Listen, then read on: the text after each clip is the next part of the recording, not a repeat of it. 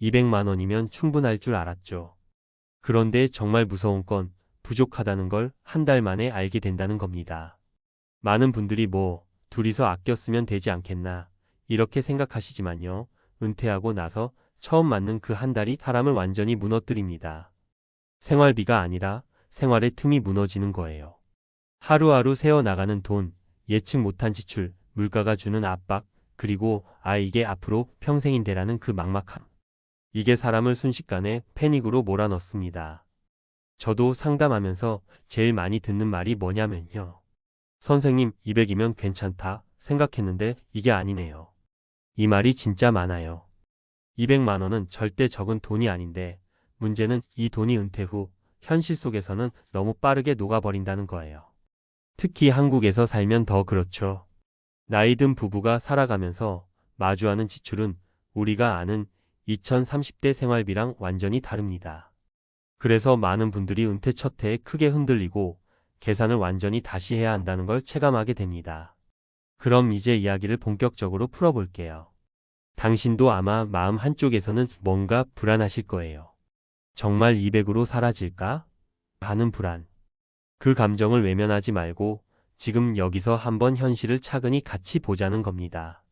무섭지만 알아야 살 수 있으니까요. 공포의 시작, 200만 원이 왜 한 달을 못 버티는가?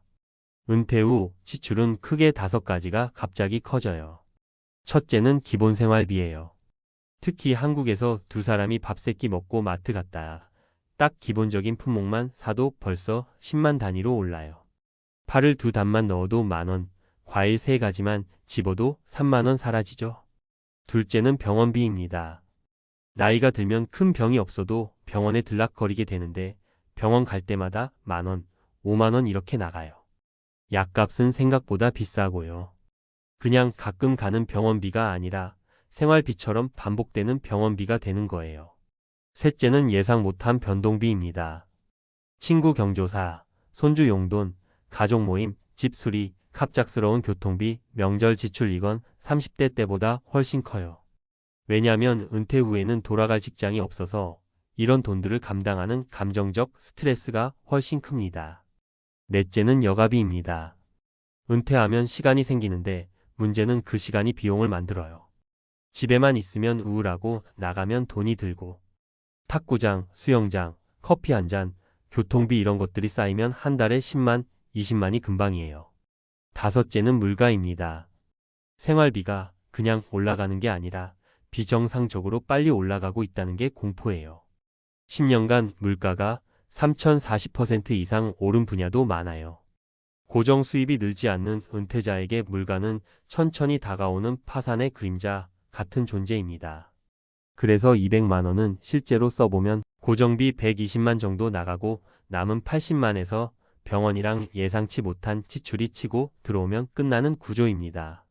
사례 첫 번째 200만 원이면 충분하다던 62세 부부의 한 달. 이 부부는 전형적인 케이스였어요. 남편은 62세 조기 은퇴, 아내는 59세. 둘이서 넉넉히 절약하면 200만 원으로도 살 수 있다고 자신하셨죠. 그런데 첫 달에 270만 원이 나갔어요. 왜 이렇게 되었냐면요. 식비는 최대한 줄였는데도 65만 원이 나갔고 남편 고혈압 약이 2주마다 15,000원씩 2달 동안 약값만 5만 원. 그리고 오래된 보일러가 고장나서 수리비가 27만 원. 게다가 큰아들 아이 생일이라고 용돈 10만 원 보태주고 이것저것 하다 보니 돈이 순식간에 70만 원이 오버한 겁니다. 이 부부가 한 말이 아직도 기억나요. 아니 이럴 거면 내가 왜 은퇴했나 싶어요. 돈만 빠져나가니까 무서워요. 이게 실제 은퇴 첫 달의 충격이에요. 그때부터 이분들은 월 250만 원 기준으로 다시 생활 계획을 짰습니다. 사례 두 번째 아껴 살면 얼마든지 가능하다던 66세 남성의 오판. 이분은 아내가 일찍 세상을 떠나 혼자 지내는 66세 남성이었어요. 혼자니까 200만 원이면 넉넉하다고 생각하셨죠. 하지만 병원비가 문제였어요. 당뇨 약, 혈압 약, 정기검진 한 달 평균 병원비가 1,518만 원씩 나가는 겁니다. 집 보일러가 워낙 오래돼서 가스비가 겨울엔 20만 원 넘게 나왔고 혼자 있는 시간이 많다 보니 우울해서 자꾸 밖으로 나가 커피도 마시고 외식도 하고. 이게 쌓여서 생활비가 매달 23만 250만 원이 되는 거예요. 그분이 하신 말이 이거예요. 은퇴하면 절약하면 된다. 아니요, 절약이 안 됩니다. 혼자 있으면 외롭고 우울해서 돈이 나가요. 이 말이 정말 현실을 그대로 말해줍니다. 사례 세 번째, 부모님 모시고 살다 깨달은 40대 아들의 충격. 40대 아들이 부모님을 잠시 모시고 살면서 생활비를 관리해봤는데 두 분이 아주 절약하는 스타일이었음에도 불구하고 한 달에 최소 250만 원 이상이 나가더랍니다. 식비 80만 원, 병원비 2030만 원, 교통비 10만 원, 약값 10만 원, 잡비 30만 원, 기타 변동비 3,050만 원. 아들은 그때 처음으로 깨달았대요. 부모님이 200만 원으로 산다고 했던 말은 그냥 안 쓰고 산다는 게 아니라 포기하고 산다는 의미였구나. 그리고 부모님이 늘 불안해 보였던 이유를 비로소 이해했다고 하더라고요. 결국 이 부모님은 생활비를 25만 280만 원 기준으로 다시 잡았고 아들은 그걸 보고 나서 자기 은퇴 준비를 완전히 다시 설계했어요. 은퇴는 생각보다 훨씬 비싸다는 걸 몸으로 느낀 거죠. 은퇴 후 200만 원 생활비가 무너지는 진짜 이유. 그냥 돈이 적어서가 아니에요. 은퇴 후에는 돈이 새는 구멍이 너무 많아서 그래요. 첫째, 물가는 계속 오르는데 내 수입은 그대로입니다. 둘째, 병원비는 갈수록 늘어납니다. 셋째, 은퇴 후에는 마음이 약해져서 소비 통제가 어렵습니다. 넷째, 시간은 많고 외로움은 깊어지면서 작은 소비가 반복됩니다. 다섯째, 집 전기 보일러 같은 오래된 것들의 갑작스러운 지출이 이어집니다. 이 모든 게 합쳐지면 200만 원 턱없이 부족함, 불안, 더 쓰게 됨, 더 부족함. 이런 악순환이 됩니다. 특히 제일 무서운 건 앞으로 2030년 동안 이 패턴이 반복된다는 거예요. 그게 바로 추락의 시작입니다. 그렇다면 어떻게 해야 버틸 수 있을까? 이제 솔직하게 말씀드릴게요. 은퇴 후 200만 원으로 살고 싶다면 극단적 절약이 필요합니다. 그런데 이 절약은 정신적, 신체적 건강에 큰 부담을 줍니다. 그래서 저는 대부분의 은퇴자에게 이렇게 말씀드려요. 최소 250, 가능하면 300을 기준으로 생활비 구조를 다시 짜세요. 그러면서 두 가지는 꼭 하라고 말씀드립니다. 첫째, 생활비가 아니라 고정비 구조를 먼저 바꾸기. 가능하면 집 규모를 줄이고 자동차를 없애거나 줄이고 월세 관리비를 최소화하는 구조부터 만드는 게 살아남는 길이에요. 둘째, 작은 현금 흐름이라도 만들기. 월 3,050만 원이라도 들어오는 캐시플로우가 있으면 생활비 부족이 주는 공포가 크게 줄어요. 그리고 이 3,050만 원이 은퇴자에게는 심리 안정의 핵심이에요. 셋째, 건강관리에 돈과 시간을 투자하기. 병원비는 줄이기 어려워도 건강하면 큰 병원비는 확실히 줄어듭니다. 은퇴 후 몸을 방치하면 생활비의 절반 이상이 병원비로 새어나가는 경우가 정말 많아요. 마무리하며 200만 원이면 충분하다. 이 말은 은퇴 전에는 맞는 말처럼 들려요. 그런데 은퇴하고 나면 그 말이 얼마나 위험한지 바로 느끼게 됩니다. 은퇴는 돈의 문제가 아니라 구조의 문제예요. 200만 원이 모자란 게 아니라 200만 원으로 버틸 수 없는 구조 속에 우리가 살고 있다는 거죠. 당장 불안하셨다면 너무 걱정하지 마세요. 지금 알아챘다는 건 이미 반은 준비가 된 거니까요. 그리고 제가 옆에서 함께 현실적인 방향을 잡아드릴 수도 있어요. 그리고요, 여기가 진짜 중요한 부분인데요. 많은 분들이 200만 원으로 생활비 맞추다가 한번 크게 흔들리고 나서 그 뒤에 똑같은 길을 가느냐? 그렇진 않아요. 의외로 추락 직전에 돌아선 분들의 공통점이 있어요. 그리고 그 공통점이 은퇴자들이 다시 살아나는 가장 현실적인 방법이기도 해요. 이걸 미리 알면 여러분도 훨씬 안정적으로 준비할 수 있어요. 우선 첫 번째로 다들 고정비를 먼저 건드렸어요. 은퇴자들은 대부분 고정비가 높아요. 집, 차량, 관리비, 보험료 이런 것들이 젊을 때보다 부담이 커져요. 그래서 정작 이런 분들이 살려면 어디서 얼마를 줄여야 할까? 이걸 고민하는데 살아남은 사람들은 전부 고정비부터 정리했어요. 예를 들면 집을 줄였죠. 아파트 33평을 18평대로 옮기거나 반지하로 가라는 뜻이 아니에요. 그저 관리비 난방비가 덜 나오는 집으로만 옮겨도 한 달에 10만 원, 20만 원이 절약돼요. 이게 은퇴자에게는 숨통을 틔워주는 금액이에요. 많은 분들이 이 한 가지 조치로 생활비 구조가 완전히 달라졌어요. 두 번째로는 지출 포맷을 바꿨어요. 예를 들어 마트 대신 시장을 이용하고 외식 줄이고 배달 끊고 카드 포인트를 생활비처럼 쓰고 필요 없는 보험을 정리하는 것들이요. 그런데 여기서 중요한 건 절약이 아니라 불안 줄이기였어요. 은퇴 후에는 불안이 소비를 자극해요. 불안하면 커피를 더 마시고 외식을 더 하고 뭔가를 사면서 안정감을 찾거든요. 그래서 이분들은 불안을 줄이기 위해 지출을 패턴화했어요. 예산 자체를 감정의 영향을 덜 받게 만든 거죠. 세 번째는 거의 모든 분들이 현금 흐름을 만들었어요. 월 20만 원, 30만 원이라도 들어오면 심리 안정이 완전히 달라져요. 실제로 상담했던 68세 남성분은 경비 아르바이트로 월 35만 원, 주 2회 도서관 관리 일로 25만 원, 도합 60만 원 벌면서 이제야 살 것 같다고 하셨어요. 돈이 많아서가 아니라 고정 수입이 있다는 사실이 불안을 막아준 거예요. 네 번째는 건강 루틴을 만들었어요. 건강해지면 소비가 줄어들어요. 병원비가 줄기 때문만은 아니에요. 몸이 좋아지면 외로움, 우울감이 줄어서 감정 소비가 줄어요. 특히 60대 이상은 감정 소비 비중이 정말 큽니다.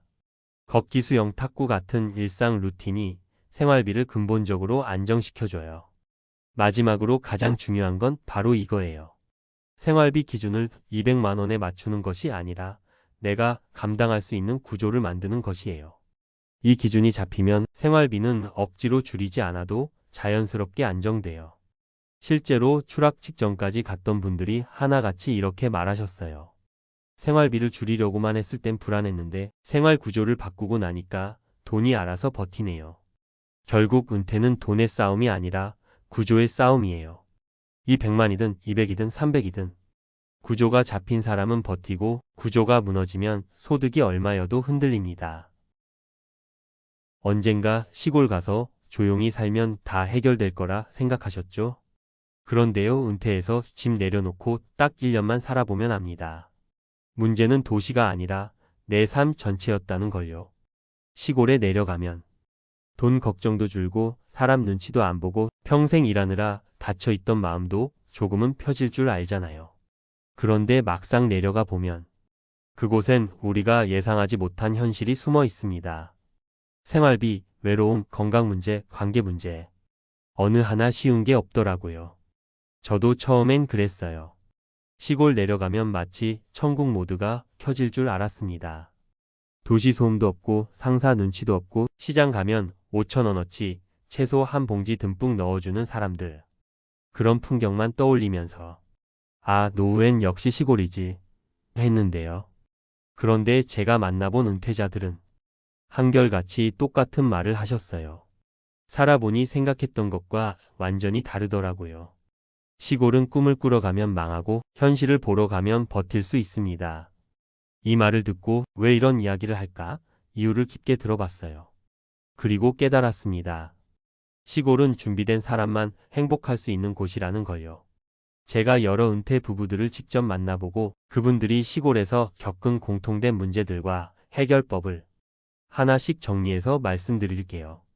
혹시 지금 전원생활, 시골집, 귀촌을 생각하고 계시다면 오늘 내용이 정말 큰 도움이 되실 거예요. 첫 번째 현실. 생활비가 줄기는커녕 오히려 더 올라가는 아이러니. 많은 분들이 시골은 돈 안 든다고 생각하세요. 그런데 막상 내려가 보면 딱 한 달 만에 깨닫습니다. 시골은 생활비 절감이 아니라 생활비 구조가 달라지는 곳이에요. 도시에서 빠지던 비용, 외식비, 교통비, 문화생활비, 쇼핑비, 시골에서 새로 생기는 비용, 차량 유지비차 없으면 아무데도 못 감, 난방비 겨울엔 도시보다 1.5배 많음, 병원 약국까지의 이동시간 비용, 집 관리비 배수관, 보일러, 잡초 제거, 외벽 등, 농기구, 소소한 장비 구입비, 택배비, 왕복 이동비, 특히 난방비는 도시에 3배가 나오는 분도 많았어요. 예전에 한 부부는 이렇게 말했어요. 도시에서는 난방비 15만 원이면 버텼는데 시골로 내려오니까 40만 원이 넘더라고요. 시골은 외롭지 않으려고 사람들과 연결되기 위해 더 멀리 움직여야 합니다. 그러다 보니 비용이 오히려 늘어나는 거죠. 두 번째 현실. 외로움은 예상보다 훨씬 빠르고 깊게 찾아옵니다. 시골 내려가서 처음 일주일은 좋습니다. 새소리 들리고 산책로 있고 드디어 인생 평화로워졌다. 이런 생각이 들어요. 그런데 문제는 3개월, 6개월, 1년이 지나면서 시작됩니다. 말걸 이웃이 없음. 혼자 밥 먹는 날이 더 많음. 친구는 다 도시. 전화는 줄어든. 집 안에서 보내는 시간이 훅 늘어남. 가장 큰 문제는 말을 나눌 사람이 없다는 겁니다. 도시에서는 편의점만 가도 사람 구경하고 주차장에서만 있어도 사람 소리가 나죠. 그런데 시골에서는 문 열면 바로 정적이에요. 어떤 분은 이렇게 말했어요. 초반엔 좋았는데 어느 순간 집이 감옥처럼 느껴졌어요. 사람이 고립되면 생각이 자꾸 어두워지고 작은 고민도 크게 느껴집니다. 세 번째 현실. 건강이 안 좋아지면 시골 생활은 즉시 멈춥니다. 은퇴하면 제일 많이 쓰는 말이 건강만 괜찮으면 시골이 최고죠. 인데요. 문제는 노후에는 언제든 건강이 흩어질 수 있다는 점이에요. 시골에서 가장 불편한 건 병원 접근성입니다. 동네 병원까지 2040분, 큰 병원까지 1시간 이상. 응급 상황이면 더 큰 문제. 제가 만난 한 부부는 남편이 갑자기 협심증 증세가 와서 응급실까지 1시간 넘게 달렸는데 그날 이후로 전원 생활을 접었어요. 건강은 도시에서 관리하는 게 최고. 이 말을 하는 이유가 있어요. 그렇다면 왜 많은 은퇴자들이 그럼에도 시골에 내려갈까? 그 이유는 하나예요. 진짜 나답게 살아보고 싶어서. 집 크기를 줄이고 돈을 적게 쓰고 사람들 눈치에서 벗어나고 자연 속에 나를 내려놓고 싶어서. 그 마음 자체는 너무 소중합니다. 하지만 그 마음만 믿고 내려가면 98%는 후회합니다. 그럼 어떻게 준비하면 후회하지 않을까요? 후회 없이 시골 가는 3가지 노하우, 사람들 공통된 조언. 1년은 체험형 전세 혹은 월세로 살아보기. 처음부터 집 사면 100이면 100 후회해요. 모두가 이렇게 말했습니다. 살고 싶은 시골과 살아야 하는 시골은 완전히 다르다. 반드시 1년 살아보고 결정해야 합니다. 하루 생활 리듬을 먼저 만들어 둘 것. 시골에선 누가 당신의 하루를 만들어주지 않아요. 스스로 루틴을 갖춰야 합니다. 아침 산책, 텃밭 가꾸기, 운동, 마을 소모임, 취미 12개. 의미 있는 하루가 쌓여야 시골 생활도 버틸 수 있어요. 의료 접근성 가장 먼저 체크할 것. 집이 예쁘다고 선택하면 큰일 난다. 라고 다들 말했어요. 가장 먼저 봐야 할 건 종합병원 거리, 응급실 접근성, 정기검진 병원 동선. 집은 나중 문제예요. 노후엔 건강이 모든 걸 결정합니다. 실제 사례 3가지. 사례 1. 전원주택을 덜컥 산 63세 부부의 후회. 서울 아파트 팔고 충남으로 내려갔어요. 그런데 난방비는 2배, 차량 유지비는 한 달 60만 원, 병원 갈 때마다 왕복 2시간. 8개월 만에 다시 도시로 올라왔습니다. 우린 전원 생활을 산 게 아니라 고립을 샀더라고요. 사례 2. 시골이 너무 외로워서 우울증 온 59세 여성. 남편은 텃밭, 아내는 집안일. 둘 다 좋은 줄 알았는데 말할 사람이 남편 한 명뿐. 심심함이 아니라 외로움이 제일 무서웠어요. 도시로 돌아오자 표정이 살아났어요. 사례 3. 건강 문제로 시골을 포기한 71세 부부. 남편이 심근경색 위험이 생겨 한밤중에 큰 병원까지 1시간 넘게 가야 했어요. 그날 병원에서 의사에게 들은 말이 아직도 기억난대요. 시골에서 혼자 버티기엔 너무 위험한 병입니다. 결국 전원생활 접고 도시로 복귀했습니다. 시골이 나쁜 게 아니에요. 시골이 위험한 것도 아니고요. 문제는 준비 없이 내려가는 것이에요. 시골은 도피처가 아니라 당신이 당신답게 살기 위해 더 철저하게 준비해야 하는 곳입니다. 계속해서 말씀드리자면요. 시골 생활에서 가장 중요한 건 어디에 사느냐가 아니라 어떻게 사느냐더라고요. 많은 분들이 전원주택 크기나 뷰, 땅 넓이에 집중하시는데요. 정작 시골에서 오래 버티는 분들은 그런 걸 거의 신경 쓰지 않으세요. 오히려 내가 이곳에서 어떤 하루를 만들 수 있느냐를 제일 먼저 봅니다. 참 아이러니하죠. 집을 보러 갔다가 집을 안 보고 하루 리듬을 먼저 체크해야 한다니요. 하지만 그게 현실이에요. 제가 만난 몇몇 분들은 공통적으로 이런 이야기를 하셨습니다. 시골은 공간보다 시간의 질이 훨씬 중요합니다. 도시에서는 시간의 질을 고민할 틈이 없어요. 출퇴근, 가족 챙기기, 일처리 그냥 물 흐르듯 지나가니까요. 그런데 시골에서는 텅 빈 하루가 갑자기 주어집니다. 여유가 아니라 진짜 빈칸이에요. 그걸 내가 어떻게 채우느냐에 따라 삶이 완전히 달라지더라고요. 그리고 하나 더, 시골은 협력이 없는 곳에서는 절대 버티기 어렵습니다. 우리나라 시골 공동체는 사람마다 다르지만요. 기본적으로 서로 돕는 문화가 있어요. 마을 행사, 농사철 일손 돕기, 이웃끼리 반찬 나누기 같은 작은 움직임들이 모여서 공동체가 만들어지거든요. 그런데 외지인 입장에서는 이게 쉽지가 않아요. 도와야 하나 말아야 하나. 여기까지 참여해야 하나.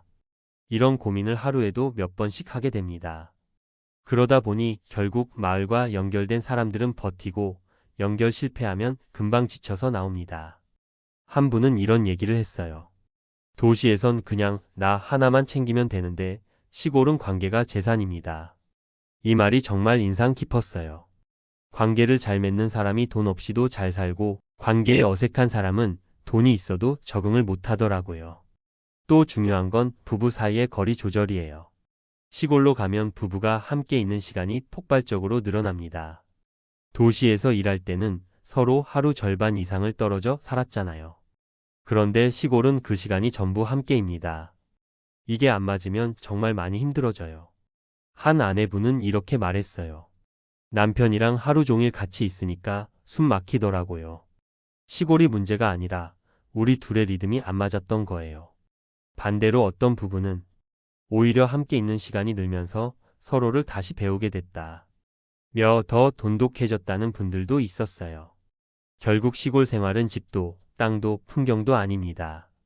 생활력, 관계력, 건강관리 능력, 그리고 혼자 있는 시간과 함께 있는 시간의 균형. 이 네 가지를 잘 맞추는 사람이 끝까지 버텨요. 제가 이런 이야기들을 정리하면서 느낀 건 딱 하나였어요. 시골은 도시보다 더 솔직한 곳이라는 겁니다. 내가 어떤 사람인지, 어떤 관계를 원하는지, 어떤 하루를 살고 싶은지, 그 진짜 모습을 가리는 게 단 하나도 없어요. 그래서 시골에서의 하루하루는 나 자신을 들여다보는 시간이 됩니다. 혹시 지금 시골 생활을 꿈꾸고 계시다면 저는 이렇게 말하고 싶어요. 당신이 원래 어떤 사람인지, 어떻게 사는 게 편한지 그 본질만 알면 시골은 오히려 더 행복한 곳이 됩니다. 도피형 시골이 아니라 선택형 시골. 그게 바로 후회 없는 은퇴의 시작입니다. 연금 300을 받는 날 많은 분들이 이렇게 말하세요. 이제는 좀 살만하겠지. 그런데요, 진짜 지옥문은 바로 그날부터 열립니다. 이 말이 너무 과한가 싶으시죠? 저도 처음엔 그랬습니다. 300이면 괜찮지 않나? 솔직히 이렇게 생각했어요. 그런데 본격적으로 은퇴자분들 상담을 해보면요. 연금액이 많으면 많을수록 오히려 지출이 더 가파르게 증가하고 위험은 더 빨리 찾아오는 경우가 너무 흔합니다. 연금은 안정이라고 믿었던 그 신념이 가장 먼저 무너지는 순간이 오더라고요. 사실 우리 모두 마음 한구석에 이런 기대가 있지 않나요? 그래도 나는 공무원이었다. 연금 300이 들어오니 남들보단 낫겠지. 그런데 그렇게 생각한 분들조차 은퇴 첫 1년 안에 거의 예외 없이 똑같은 얘기를 하세요. 아니, 도대체 돈이 어디로 새는 거죠? 내가 이렇게까지 불안해질 줄 몰랐어요. 저는 이 말을 너무 많이 들었습니다. 연금이 많아서 불행해지는 게 아니라 연금이 나를 지켜줄 거라는 착각이 노후 불안을 더 키우는 거예요. 그럼 왜 이런 일이 생길까요? 이유는 아주 단순합니다. 연금은 고정적인데 우리의 노후 지출은 가변적이고 특히 한국이라는 사회는 노인에게 굉장히 냉정한 구조를 가지고 있기 때문입니다. 생활비는 오르고 병원비는 더 빠르게 오르고 자식과 가족 문제는 늘 예측 불가로 터지고 경조사는 부담스럽게 이어지고 그러다 보면 연금 300은 그냥 출발점일 뿐 안전망은 되지 못합니다. 저는 오늘 이 이야기를 조금 더 현실적으로 그리고 조금 더 아프게 말씀드리려고 합니다. 지금 은퇴를 준비하시는 분들, 이미 은퇴하신 분들 모두에게요. 연금 300이면 괜찮겠지라는 환상을 조금이라도 깨드리려고 합니다. 왜냐하면 이 착각이 커질수록 더 위험한 길로 들어서기 때문이에요. 그리고 실제로 만난 세 분의 사례를 통해 연금 300의 어두운 이면이 어떤 방식으로 노후를 무너뜨리는지 그대로 보여드리겠습니다. 진짜 겪은 분들의 이야기라서 더 피부에 와닿으실 겁니다. 먼저 첫 번째 사례예요. 62세 남성분인데요. 연금 300 들어옵니다. 주변 사람들 모두 부러워했죠. 그런데 막상 은퇴하고 나니 생활비가 예전보다 더 늘어났다는 겁니다. 예전엔 바빠서 소비할 시간이 없었고 점심도 구내식당에서 적당히 해결했었고요. 그런데 은퇴하고 나니 커피 한 잔, 외식 한 번, 마트 한 번 가는 게 다 돈이에요. 심지어 시간적 여유가 생기니까 취미라고 시작한 게 골프였는데 이것도 생각보다 지출이 크죠. 이렇게 생활비가 널뛰듯 올라가는데 연금은 그대로예요. 그러다 보니 통장은 비는데 본인은 연금 300 받는데 왜 이렇게 불안하지? 라는 정서적 공황을 겪는 겁니다. 말은 안 해도 자존감이 무너져요. 내가 왜 이렇게 돈 걱정을 하지? 공무원까지 했던 사람인데 이게 의외로 많은 분들의 내면을 갉아먹습니다. 두 번째 사례는 60대 후반 여성분입니다. 이분은 연금 300을 받으면서 나는 병원비만 조심하면 된다라고 생각했어요. 그런데요, 병원비는 조심한다고 되는 게 아니잖아요. 남편이 갑자기 심장 시술을 받아야 했고 보험으로 다 커버되는 줄 알았는데 생각보다 본인 부담금이 꽤 나왔습니다. 거기에 약값, 재활치료, 이동비까지 더해지니까 이게 매달 나가는 고정비가 됐다라고 한숨을 쉬셨어요. 그러다 보니 연금 300은 고스란히 의료비와 관리비로 들어가 버리고 정작 본인이 쓰는 생활비는 빠듯해지니 은퇴했는데 오히려 더 가난해진 기분이 든다고 하시더라고요. 이게 비극이에요. 돈의 절대액이 아니라 내가 돈을 통제하지 못한다는 감각이 사람을 무너뜨립니다. 세 번째 사례는 더 현실적입니다. 자녀 문제예요. 58세 공무원 퇴직 남성분이었는데 연금 300에 퇴직금도 조금 있었습니다. 본인은 아주 안정적이라 생각했어요. 그런데 자녀에게 예상치 못한 일이 생겼고 한 번에 몇백만 원씩 나가는 도움을 몇 번 하다 보니 심리적으로 완전히 무너져 버렸습니다. 내가 연금 300 받는데도 애 하나 제대로 못 도와주네 이 말을 하시는데 목이 메이더라고요. 사실 자녀 문제는 우리가 통제할 수 없는 영역이잖아요. 그런데 부모 마음은 또 그렇지 않죠. 결국 고정소득인 연금에 비해 갑작스러운 지출이 너무 크다 보니 연금은 단지 생활비의 일부일 뿐이고 큰 파도 한 번 오면 흔적도 없이 사라지는 겁니다. 이 세 분 이야기가 특별한 경우냐고요? 절대 아닙니다. 오히려 너무 흔합니다. 지금 이 글을 읽고 계신 분들도 아마 비슷한 마음이 드실 거예요. 나도 연금 300이면 안심하려고 했는데 진짜 괜찮을까? 이런 불안 말이죠. 그 불안은 아주 정상입니다. 오히려 이 불안이 있어야 노후가 무너지는 걸 막을 수 있어요. 그럼 이제 중요한 걸 말씀드릴게요. 연금 300의 진짜 문제는 금액이 적어서가 아닙니다. 연금이 모든 걸 해결해 줄 거라는 착각이 문제인 거예요. 연금은 기본 생활비의 일부를 채우는 역할은 합니다. 그런데 우리가 은퇴 후 마주하는 문제들은 대부분 예측 불가능한 비용입니다. 갑작스러운 의료비, 자녀 문제, 부모님 경조사, 한 번에 큰 지출 이런 것들은 연금이 감당할 수 있는 구조가 아니에요. 그리고 또 하나 더 큰 문제가 있습니다. 연금은 시간이 갈수록 상대적 가치가 떨어진다는 사실이에요. 물가가 오르면 연금도 조금씩 올라간다지만 절대 속도를 따라가지 못합니다. 그러니까 연금은 상대적으로 점점 작아지는 거예요. 지금 300이 10년 뒤에도 같은 300이 아니죠. 이걸 간과하는 순간 노후는 무너집니다. 그렇다고 너무 불안만 가질 필요는 없습니다. 중요한 건 연금에 기대지 않는 노후 구조를 만드는 겁니다. 연금을 기반으로 하되 작은 현금 흐름 하나라도 만들고 지출 구조를 정리하고 의료비, 세금, 사회보험 같은 필수 지출을 정확히 계산해야 합니다. 그리고 무엇보다 감정적으로 불안해지는 지점을 알고 있어야 해요. 노후에는 돈의 문제가 감정의 문제로 직격탄으로 들어옵니다. 불안하면 지출이 늘고 지출이 늘면 다시 불안해지고 그게 악순환이 돼요. 은퇴자는 이 악순환을 끊어야 합니다. 오늘 제가 드리는 이야기는 결국 이겁니다. 연금 300은 출발점일 뿐이고 안전망은 아니다. 이걸 깨닫는 순간부터 노후는 진짜로 안정되기 시작합니다. 자, 이제 조금 더 현실적인 이야기로 들어가 볼게요. 많은 분들이 은퇴 직전에 이런 말을 하세요. 연금 300이면 최소한 굶지는 않겠지. 맞습니다. 굶지는 않아요. 근데요, 굶지는 않는다는 게 안정적이다와는 완전히 다른 말이에요. 이걸 혼동해서 노후가 무너지는 경우를 너무 많이 봤습니다. 우리가 평생을 바쁘게 살다 보니 돈이 사라지는 속도를 몸으로 느껴본 적이 없거든요. 월급 들어오고 빠져나가고 카드값 나가고 그냥 자동이체처럼 지나가니까요. 그런데 은퇴하면 이 흐름이 완전히 달라져요. 나가는 속도는 그대로인데 들어오는 게 연금 하나뿐이잖아요. 그래서 이 단일 소득 구조가 은퇴자의 가장 큰 공포가 됩니다. 특히 한국처럼 물가가 빠르게 오르고 의료비가 상상을 초월하게 증가하는 곳에서는요. 연금 300은 절대적으로 부족합니다. 많은 분들이 그럼 생활비만 줄이면 되지 않나? 이렇게 생각하시는데 이 생각도 은퇴 후엔 잘 안 맞아요. 왜냐면 나이가 들면 줄일 수 없는 지출들이 계속 생기거든요. 병원비, 건강관리비, 이동비, 작은 사고 처리비 이런 건 아끼겠다고 아껴지는 게 아니에요. 은퇴자는 나이가 들수록 비자발적 지출이 더 늘어나는 구조예요. 거기에 결정적인 문제가 하나 더 있죠. 바로 관계 지출이에요. 사람들은 나이가 들면 관계가 줄어들 거라고 생각하지만 오히려 반대예요. 외로움이 늘어나니까 자꾸 사람과 연결되고 싶어 하고 누군가 만나면 식사 한번 하고 커피 한번 마시고 어딘가 같이 가게 되고 이게 다 돈이잖아요. 그래서 은퇴 후에 외로운 사람이 지출이 더 늘어납니다.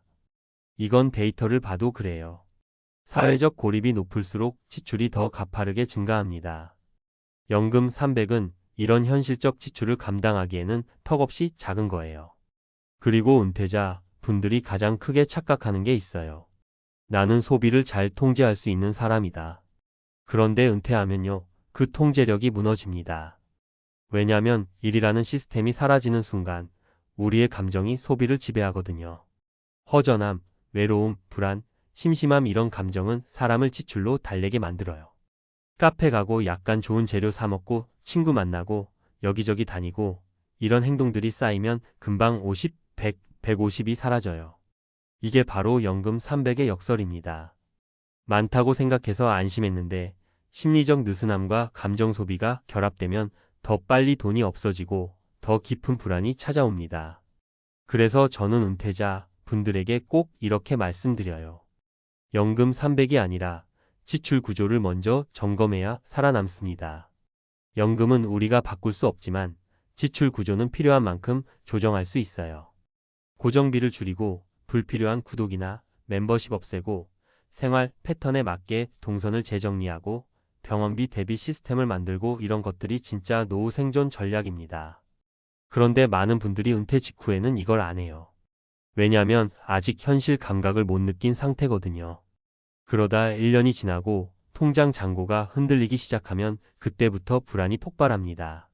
이때는 늦어요. 심리가 이미 흔들리면 소비는 더 늘어나고 지출 절약은 더 안 되고 자신감은 무너지고 이게 은퇴자가 가장 빠르게 무너지는 패턴입니다. 그러니까 지금 은퇴를 앞두고 계시거나 이미 시작하신 분들은요.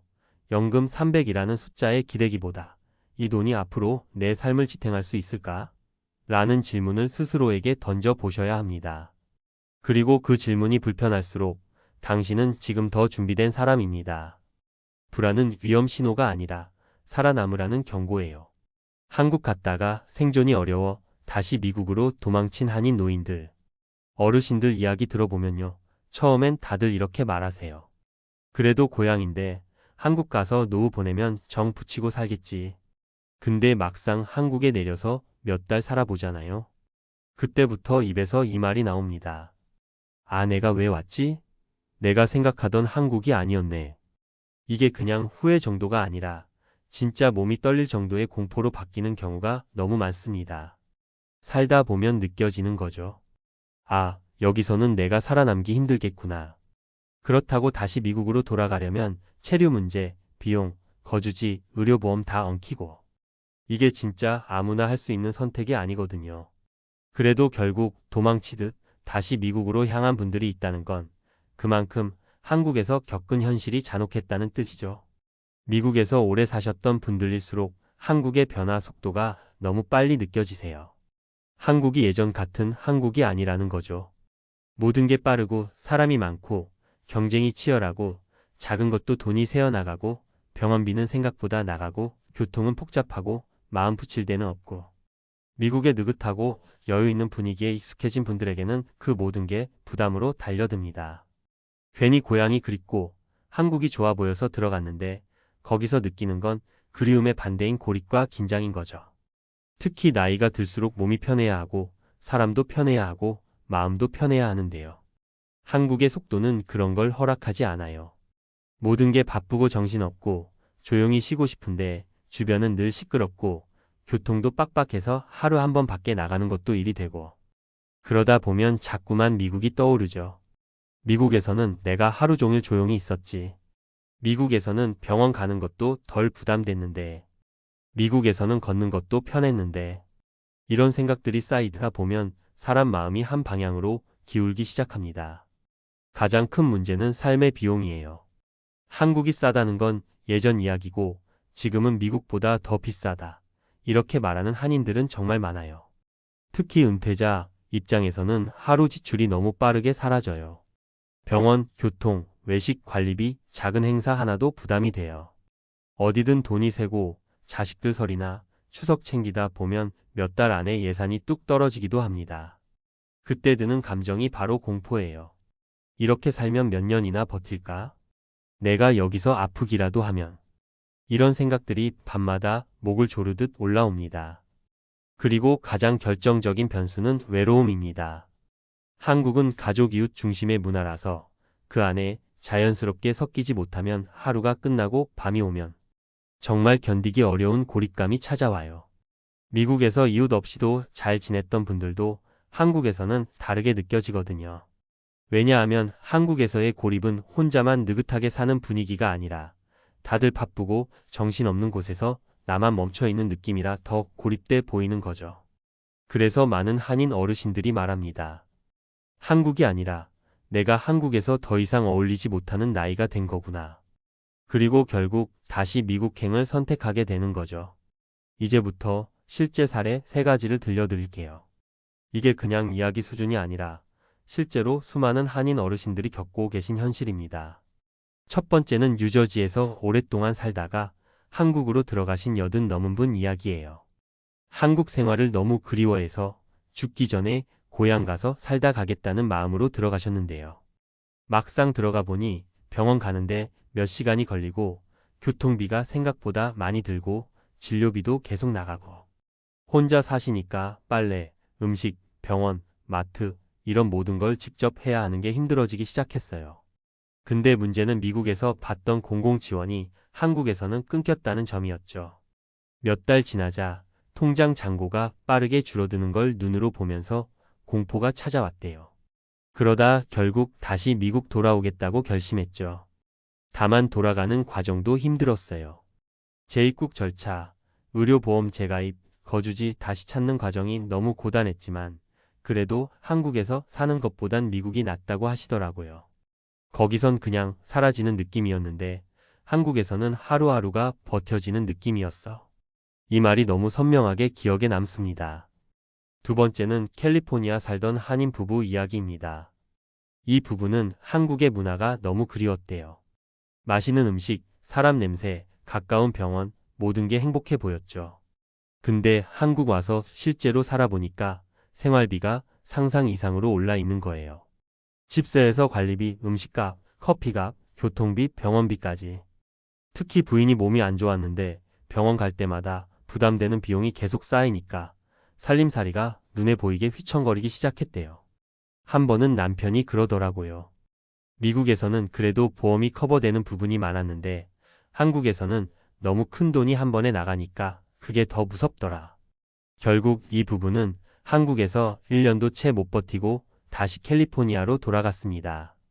긴 여정이었지만 돌아온 날 공항에서 둘이 눈물이 났대요. 등에서 짐 내려놓는 느낌이라고요. 세 번째는 플로리다에서 은퇴 생활하던 한인 여성분 이야기입니다. 한국에 계신 가족들이 보고 싶어서 들어갔는데요. 처음엔 다 좋았대요. 근데 시간이 지나니까 가족들도 바쁘고 만날 시간이 줄어들고 결국 혼자 보내는 시간이 많아졌대요. 미국에서 혼자 있는 건 괜찮았어요. 동네 분위기도 조용하고 노인들이 혼자 사는 삶도 자연스러우니까요. 근데 한국에서 혼자 사는 건 느낌이 완전히 다르더래요. 남들 다 바쁜데 나만 멈춰 있는 느낌이었다고 하셨어요. 그리고 무엇보다 혼자 아플 때 돌봐줄 사람도 없다는 현실이 너무나 무섭게 다가왔대요. 그분은 어느 날 밤 갑자기 알아누웠는데 병원 갈 상황도 아니고 새벽이라 누구에게 연락하기도 어려웠죠. 그때 이런 생각이 들었대요. 아, 내가 여기서 죽을 수도 있겠구나. 그 이후로 이분은 한국 생활을 정리하고 다시 플로리다로 갔다고 하셨어요. 이렇게 다시 미국으로 돌아오는 분들 절대 적지 않습니다. 겉으로는 조용히 넘어가지만 실제로는 한국행 선택했다가 다시 미국으로 오는 흐름이 꽤 강하게 이어지고 있어요. 왜냐하면 결국 사라지는 곳이 따로 있기 때문이에요. 나한테 맞는 삶의 속도, 나한테 맞는 의료 시스템, 나한테 맞는 주거 환경과 커뮤니티? 이게 안 맞으면 그게 고향이어도 버티기가 어렵습니다. 그리고 한인 노인분들이 다시 미국으로 돌아와서 가장 많이 하시는 말이 있어요. 미국이 완벽해서가 아니라 내가 살기에는 미국이 덜 힘들어서 돌아온 거야. 누구나 고향에서 살고 싶은 마음은 똑같아요. 근데 현실은 마음만으로 살 수 있는 게 아니죠. 나이 들어서 건강, 돈, 생활 속도, 사람들 관계. 이 모든 게 맞아떨어져야 삶이 굴러갑니다. 그게 안 맞는 순간 하루하루가 전쟁 같아지고 결국 안전한 곳으로 다시 돌아오게 되는 거죠. 된다고 다 되는 것도 아니고 돌아간다고 다 해결되는 것도 아닌 게 인생이더라고요. 하지만 한 가지 분명한 건 어느 나라든 결국 나한테 맞는 환경이 있다는 사실입니다. 누군가는 한국이 더 맞고 누군가는 미국이 더 맞고 중요한 건 은퇴 후 삶을 로망이나 기억으로 결정하면 절대 안 된다는 거예요. 실제로 살아보고 비용 계산해보고 건강 상태 고려해보고 생활 속도와 동선까지 다 점검하고 선택해야 합니다. 그래야 한국 가서 무너져서 다시 미국 오는 이런 고통스러운 선택을 반복하지 않게 됩니다. 그리고요, 정말 많은 어르신들이 공통적으로 이야기하는 게 하나 있어요. 한국에 갔다가 다시 미국으로 도망치듯 돌아오고 나면 마음속에 묘한 감정이 생긴다고 하시더라고요. 내가 왜 이렇게까지 힘들었을까? 한국이 변한 걸까? 아니면 내가 변한 걸까? 사실은 둘 다예요. 한국은 너무 빨리 변했고 본인들은 미국에서 너무 오랫동안 다른 속도로 살아왔던 거죠. 속도가 맞지 않는 곳에서 버티는 게 얼마나 큰 스트레스인지 그걸 은퇴하고 나서야 실감하는 겁니다. 한국에서는요, 작은 일 하나가 은근히 체력을 갉아먹어요. 예를 들어 병원 한번 가려고 동네를 나서면 사람에 치이고 차에 치이고 카페 가면 시끌시끌하고 지하철은 너무 빠르고 복잡하고 이걸 젊은 사람들은 아무렇지 않게 소화하는데 90, 80 넘은 분들이 같은 속도로 움직인다는 건 거의 불가능한 일이에요. 그런데 한국은 느린 사람을 기다려주지 않아요. 모든 시스템이 빠른 사람 중심으로 돌아가니까요. 이게 은퇴자들에게는 물리적 피로보다 더 큰 정신적 압박이 됩니다. 그리고 또 하나, 한국이 생각보다 너무 비싸졌다는 현실. 여기서 많은 분들이 진짜 충격을 받죠. 특히 미국에서 보조금 받고 주정부 프로그램 도움 받고 병원비 부담 거의 없이 살던 분들에게는 한국의 구조가 너무 냉정해요.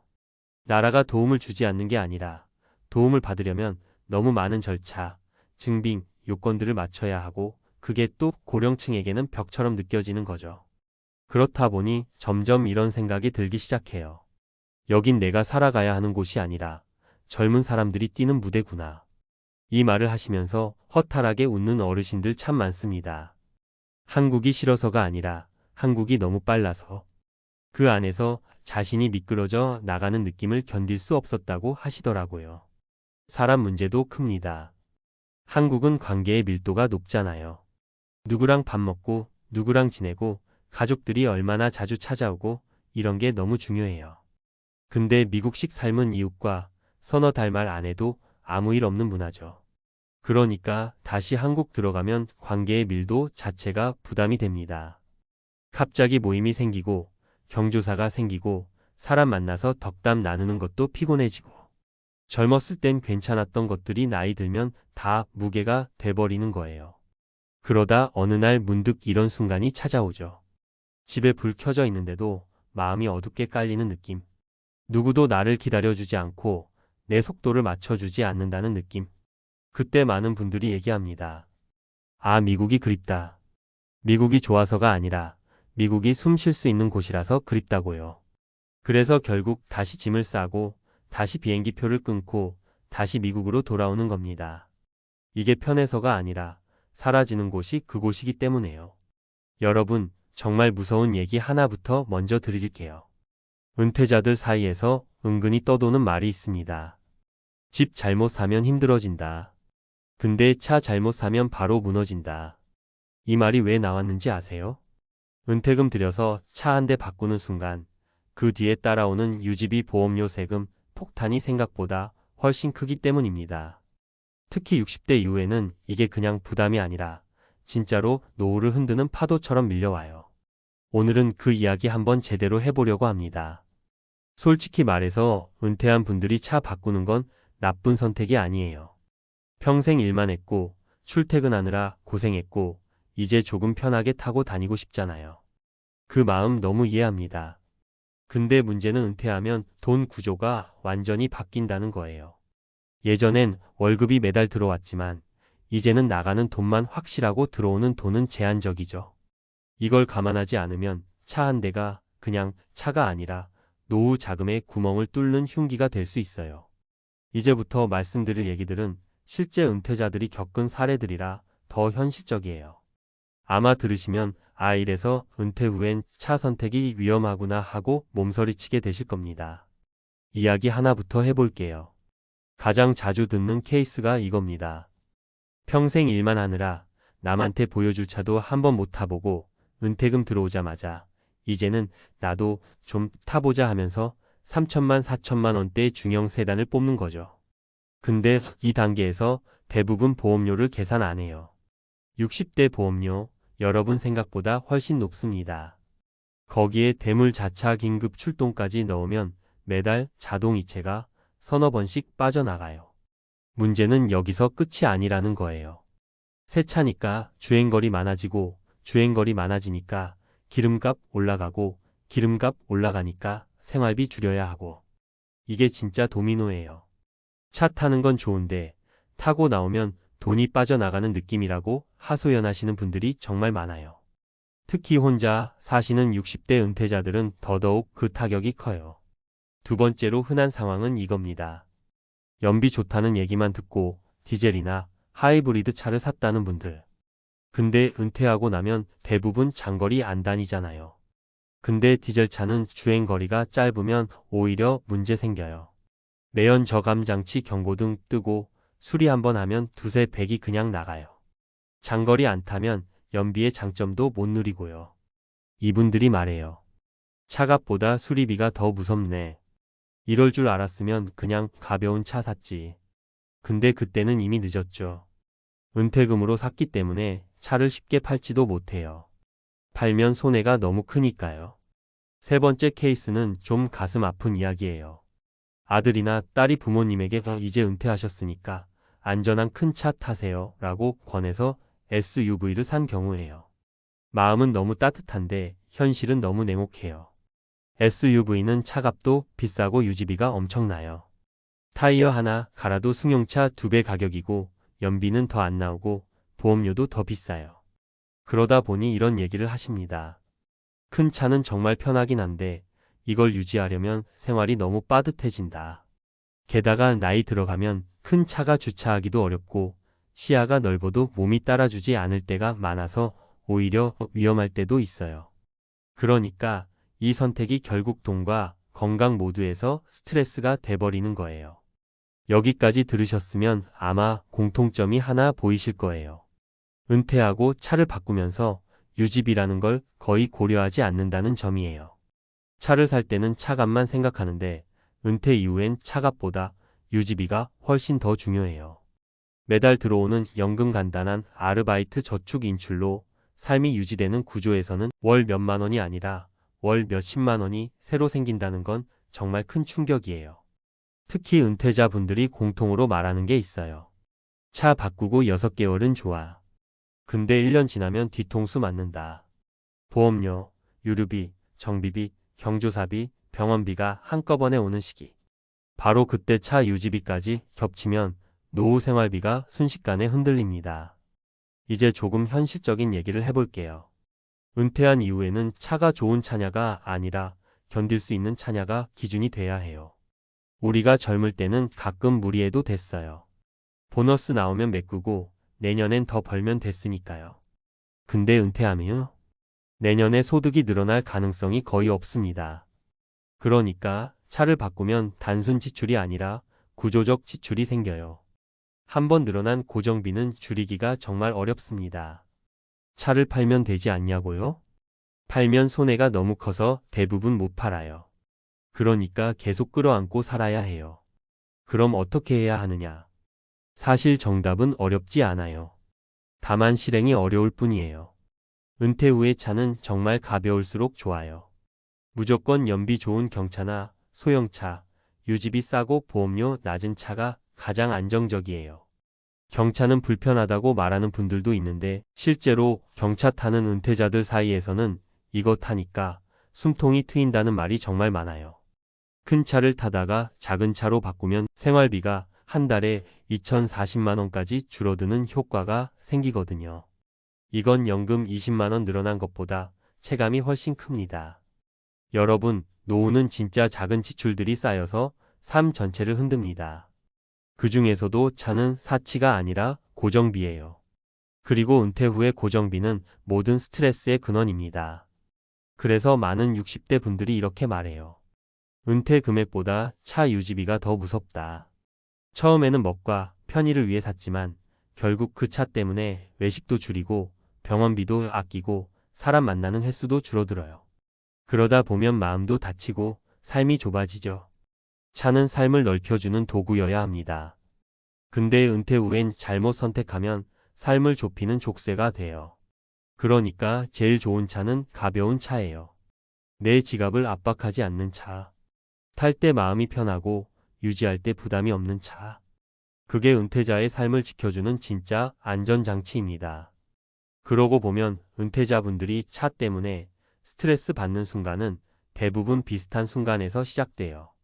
보험 갱신 문자가 날아올 때, 정비소에서 생각보다 큰 금액을 이야기할 때, 혹은 주유소에서 기름 넣고 카드 긁으면서 이게 왜 이렇게 비싸졌지? 하고 멍해질 때, 이 작은 순간들이 쌓이면서 마음속에 묵직한 부담이 생기는 겁니다. 특히 은퇴 후엔 삶의 리듬이 크게 달라지잖아요. 출퇴근이 없으니까 한 달에 몇 번 차를 안 탈 수도 있고 반대로 갑자기 병원 다닐 일이 많아질 수도 있어요. 엄청 자주 쓰는 것도 아니고 그렇다고 안 쓸 수도 아닌데 유지비는 매달 꼬박꼬박 나가요. 이게 사람을 지치게 합니다. 어차피 많이도 안 타는데 이 돈이 왜 나가지? 스스로에게 계속 질문하게 만들고요. 은퇴자 분들 중에 이런 분들도 정말 많아요. 카페에서 친구들 만났다가 돌아오는 길에 문득 내가 왜 이렇게 불안하지? 싶은 순간이 온다고 하시더라고요. 생활비는 늘 똑같이 나가고 병원비는 갑자기 확 늘고 그 와중에 차 관련 지출이 매달 통장에서 새어 나갈 때 이 불안이 폭발하는 거예요. 그리고 대부분 이렇게 말하죠. 차 때문에 불안해질 줄은 생각도 못했다. 특히 혼자 계신 분들은 이 감정이 더 크게 옵니다. 누가 대신 계산해주는 사람도 없고 의논할 사람도 없으니까. 이 차 유지가 나한테 맞는가? 라는 고민을 계속 혼자 품고 있어요. 이게 결국 우울감으로 연결되기도 합니다. 사람 만나는 횟수가 줄고 외부 활동이 줄어드는 이유 중에 차 유지비가 영향을 줬다는 건 사실 잘 알려지지 않은 이야기지만 실제로 굉장히 흔한 사례예요. 차를 유지하려고 지출을 줄이다 보면 어느 순간 삶의 질이 눈에 띄게 떨어집니다. 병원 예약도 미루고 취미도 줄이고 여행은 아예 생각도 못하게 되고 그러다 보니 차는 있는데 정작 삶의 이동성은 더 좁아지는 아이러니에 빠지게 되는 거죠. 은퇴 후 필요한 건 자유와 여유인데 차 때문에 그걸 뺏겨버리는 겁니다. 이제 조금 더 현실적인 해결책 이야기를 해볼게요. 사람들은 차를 바꿀 때 내가 원하는 차를 기준으로 결정하는 경우가 많아요. 하지만 은퇴 후에는 기준이 완전히 달라져야 해요. 이 차가 내 지갑을 얼마나 가볍게 만드는가. 이게 가장 중요한 기준이 돼야 합니다. 가벼운 차일수록 마음이 편해져요. 보험료도 낮고 연비도 좋고 수리비도 싸고 타이어 값도 부담 없고 세금도 저렴하니까요. 차를 유지하는 비용이 낮아지면 삶 전체가 훨씬 부드럽게 흘러갑니다. 외식도 마음 놓고 할 수 있고 병원 검진도 미루지 않게 되고 친구들도 더 자주 만나게 돼요. 사람이 편안해져요. 내 삶의 움직임이 다시 넓어지는 거죠. 은퇴 이후엔 무조건 이런 질문을 던져 보셔야 합니다. 내가 이 차 때문에 힘들어지고 있지는 않은가? 만약 그렇다면 그건 잘못된 선택이 아니라 이제는 바꿀 때가 됐다는 신호일 수도 있어요. 차는 감정이 아니라 상황으로 결정하는 게 맞습니다. 여러분의 노후는 차가 아니라 나 중심으로 흘러가야 해요. 차 때문에 내 삶이 흔들리면 그건 이미 경고등이 들어온 상태입니다. 은퇴 후엔 멋보다 안전, 힘보다 가벼움, 크기보다 유지 가능성이 중요해요. 그 기준만 확실히 세워도 자동차 때문에 삶이 무너지는 일은 절대 오지 않습니다. 여러분, 혹시 이런 생각 해보신 적 있으세요? 그래도 7억 되면 버틸 수 있지 않을까? 평균보다 많은 자산인데 노후는 어떻게든 되겠지. 근데요, 그 어떻게든 되겠지라는 말이 은퇴 후 가장 무서운 착각이 될 수 있다는 걸 아시는지요? 지금부터 이야기할 한 부부의 현실은 그 착각이 얼마나 잔혹하게 무너질 수 있는지를 그대로 보여주는 사례입니다. 겉으로 보면 7억대 자산이면 아주 괜찮아 보이죠. 친구들한테 말하면 다들 야, 너희 노후는 걱정 없다라고 말합니다. 근데 부부가 은퇴하고서 불과 1년 만에 알게 된 건 이 자산이 충분한 노후 자금이 아니라 긴 장맛비 앞에서 무력하게 꺼져가는 양초 같은 불씨였다는 사실이었습니다. 그리고 그 부부가 했던 말을 그대로 들려드리면 이렇게 시작돼요. 우린 노후가 무너지고 있다는 걸 매달 통장 잔고가 말해줬어요. 오늘은 그 잔혹한 현실 이야기부터 우리가 미리 대비해야 할 노후 계산의 함정까지 당신의 인생에 진짜 도움이 될 이야기를 구어체로 길게 풀어드릴게요. 은퇴의 시작은 늘 설렘보다 안도감이 먼저 옵니다. 드디어 출근 안 해도 된다. 우리도 드디어 자유다. 이런 감정이 몰려와요. 그리고 대부분의 분들이 자신의 통장을 보며 이렇게 생각합니다. 그래도 7억이면 웬만한 사람들보단 많지. 우리 정도면 괜찮지 않을까? 하지만 은퇴는 몇 억이라는 숫자보다 훨씬 잔인한 계산을 요구합니다. 돈이 줄어드는 속도, 비용이 치고 올라오는 속도, 예상치 못한 사건이 터지는 속도. 이 세 가지가 동시에 달려들면 그동안 쌓아놨던 7억, 8억, 심지어 10억도 순식간에 삶의 뒤안길로 사라져버려요. 이 부부도 그걸 몰랐던 건 아니었습니다. 다 알고 있었어요. 그런데 알고 있다는 것과 당하는 것은 완전히 다르잖아요. 우리는 평균보다 많은 자산을 가진 부부니까 괜찮겠지. 결과는 완전히 반대였습니다. 이 부부는 은퇴 1년 차가 끝난 순간 이렇게 말했습니다. 아, 이 돈으로는 노후가 길게 못 가겠구나. 진짜 큰일 났다. 왜 이런 일이 벌어졌을까요? 이 부부의 현실에서 가장 먼저 드러난 건 고정 지출의 폭력성이었습니다.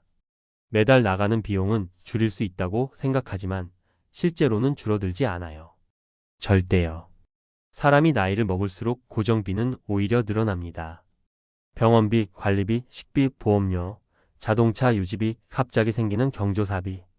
한 달에 230만 원이면 될 줄 알았던 생활비가 실제로는 320만 원이었고, 그래서 부부는 매년 4천만 원씩 돈이 빠져나갔습니다. 7억대 자산이면 이 돈이 18년 정도 버티는 것처럼 보이지만 그건 물가 상승이 없는 세상에서만 가능한 계산입니다. 현실은 그렇지 않죠. 물가는 오르고 비용은 늘고 자산은 줄어들고 통장은 시간이 지날수록 속수무책이 돼갑니다. 그렇게 1년이 지나고 부부는 절망적으로 말했습니다.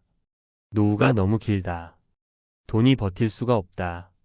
이게 바로 7억대 자산 은퇴의 잔혹한 현실이었습니다. 이쯤에서 당신이 은퇴를 고민하고 계시다면 가장 중요한 질문 하나를 던져볼게요. 내가 가진 자산이 아니라 내가 쓸 수밖에 없는 현실적 비용을 정확히 알고 있는가? 대부분의 분들이 헷갈리는 지점이 바로 여기예요. 자산은 숫자예요. 통장에 찍히는 숫자는 안심을 줍니다. 하지만 지출은 습관과 구조입니다. 한번 굳어진 구조적 지출은 은퇴했다고 해서 갑자기 줄어들지 않습니다. 오히려 삶의 질을 유지하기 위해 더 쓰게 됩니다. 이걸 못 줄여요. 그게 현실이에요. 이 부부도 처음엔 이렇게 생각했어요. 우린 허리띠 졸라매면 되지. 근데 허리띠를 졸라매려면 그 수준까지 삶을 낮출 마음적 준비가 돼 있어야 하잖아요. 그리고 대부분은 그 준비가 안 돼 있습니다. 평생 살아온 생활 패턴을 하루아침에 바꾼다는 건 생각보다 훨씬 큰 에너지와 희생이 필요합니다. 그래서 부부는 은퇴 후 더 큰 충격을 느낄 수밖에 없었어요. 자산이 부족해서가 아니라 은퇴자의 삶이 생각보다 더 비싸고 지출이 줄지 않는 구조였기 때문입니다. 이제 현실 사례 3가지를 이야기해 볼게요. 모두 실제 은퇴자들이 겪은 이야기들을 바탕으로 재구성한 내용입니다. 첫 번째 사례는 은퇴 후 병원비 폭탄을 맞은 60대 부부 이야기예요.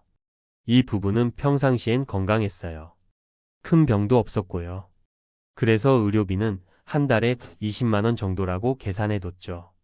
그런데 은퇴하고 나니 남편이 허리 디스크가 터지고 아내가 당뇨 진단을 받으면서 병원비가 한 달에 35만 원에서 60만 원까지 계속 오르는 겁니다.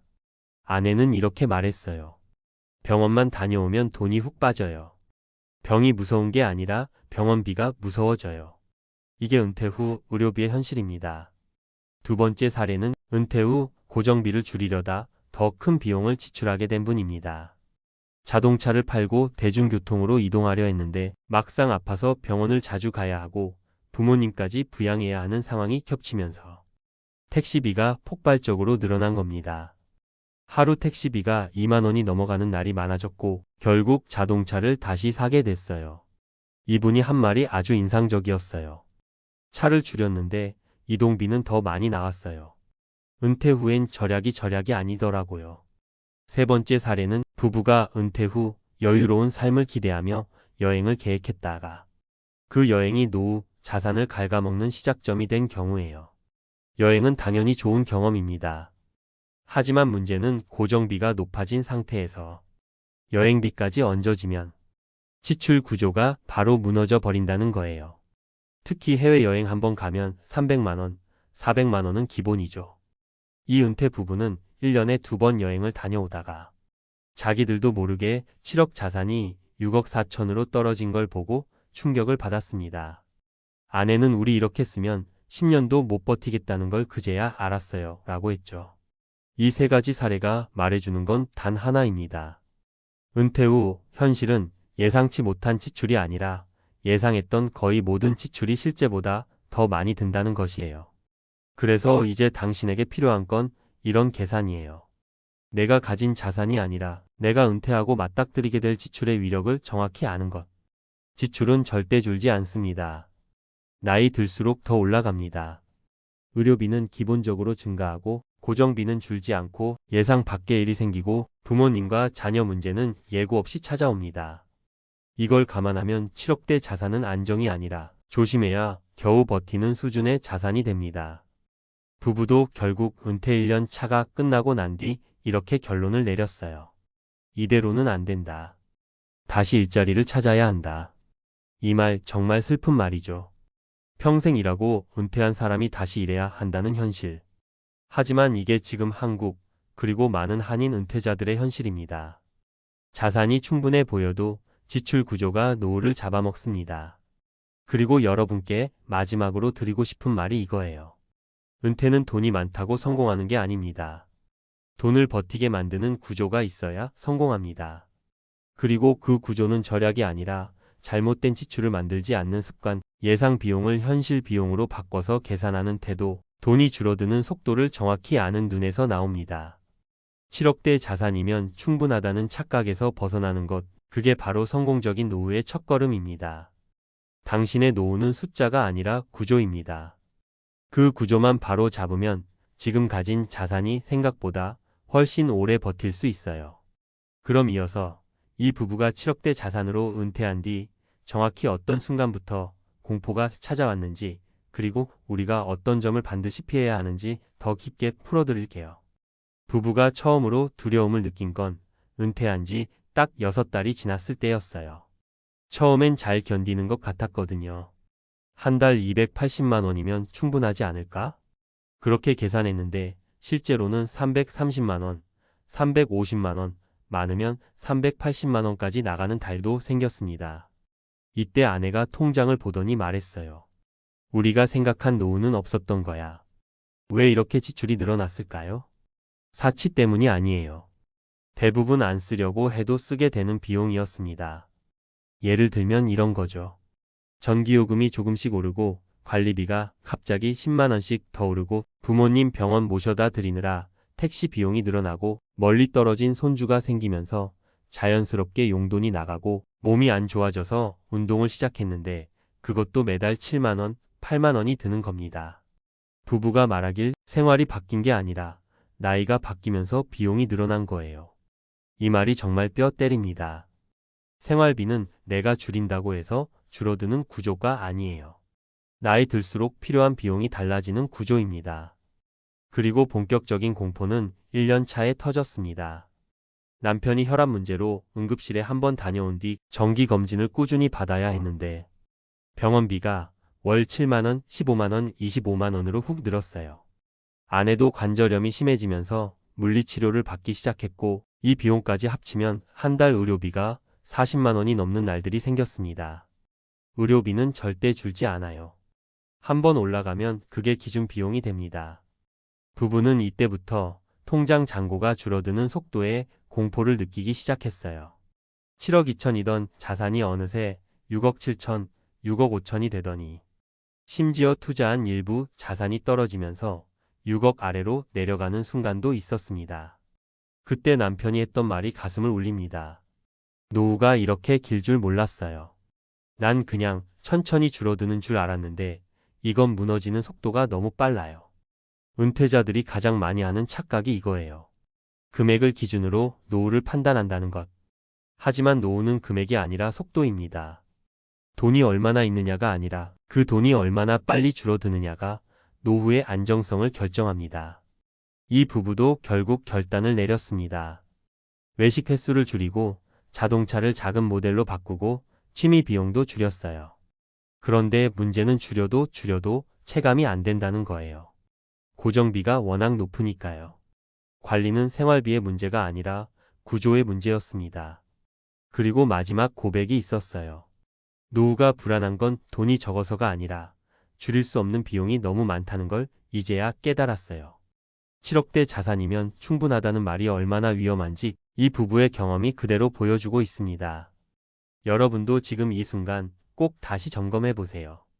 은퇴는 자산이 아니라 구조고, 안정은 금액이 아니라 속도고, 준비는 절약이 아니라 현실적 지출을 인정하는 눈에서 시작됩니다. 아직도 많은 분들이 이렇게 말씀하세요. 아니, 한 달 생활비가 뭐 얼마나 든다고 어떻게 한 달도 못 버텨요. 근데요, 이게 진짜입니다. 은퇴하고 월급이 끊기고 통장에 몇백만 원 남아있던 게 눈앞에서 순식간에 줄어드는 걸 보면 사람 마음이 완전히 무너져요. 돈이 사라지는 속도와 내가 벌어올 수 있는 속도의 차이가 노후에는 너무나 잔혹하게 벌어지거든요. 이 이야기는 단순히 돈 부족하다 이런 정도가 아니고요. 정말로 한 달 생활비 때문에 인생 전체가 뒤집히는 현실을 말하는 겁니다. 그리고 이건 누구에게나 준비가 조금만 모자라도 찾아올 수 있는 아주 현실적인 공포예요. 자, 이제부터 말씀드릴 내용은 실제로 은퇴하고 한 달 생활비조차 감당하지 못해 무너진 분들의 현실 사례, 그리고 우리가 반드시 알아야 할 노후 생존 전략들입니다. 조금 무서울 수 있지만 지금 듣는 게 나중에 훨씬 덜 아픈 길입니다. 누구도 예상 못했던 은퇴 후 한 달의 무게. 은퇴하기 전에는 다들 이렇게 생각해요. 에이, 뭐 한 달 생활비쯤이야. 아껴 쓰면 되지. 게다가 연금도 조금은 들어오는데. 근데 현실은 완전히 달라요. 월급 없이 보내는 첫 달. 진짜 충격이 시작되는 건 그때예요. 당연하다고 생각했던 고정비부터 사람을 덮칩니다. 집세나 관리비, 공과금, 식비, 보험료, 약값, 자녀 결혼이나 손주 돌잔치 같은 경조사비.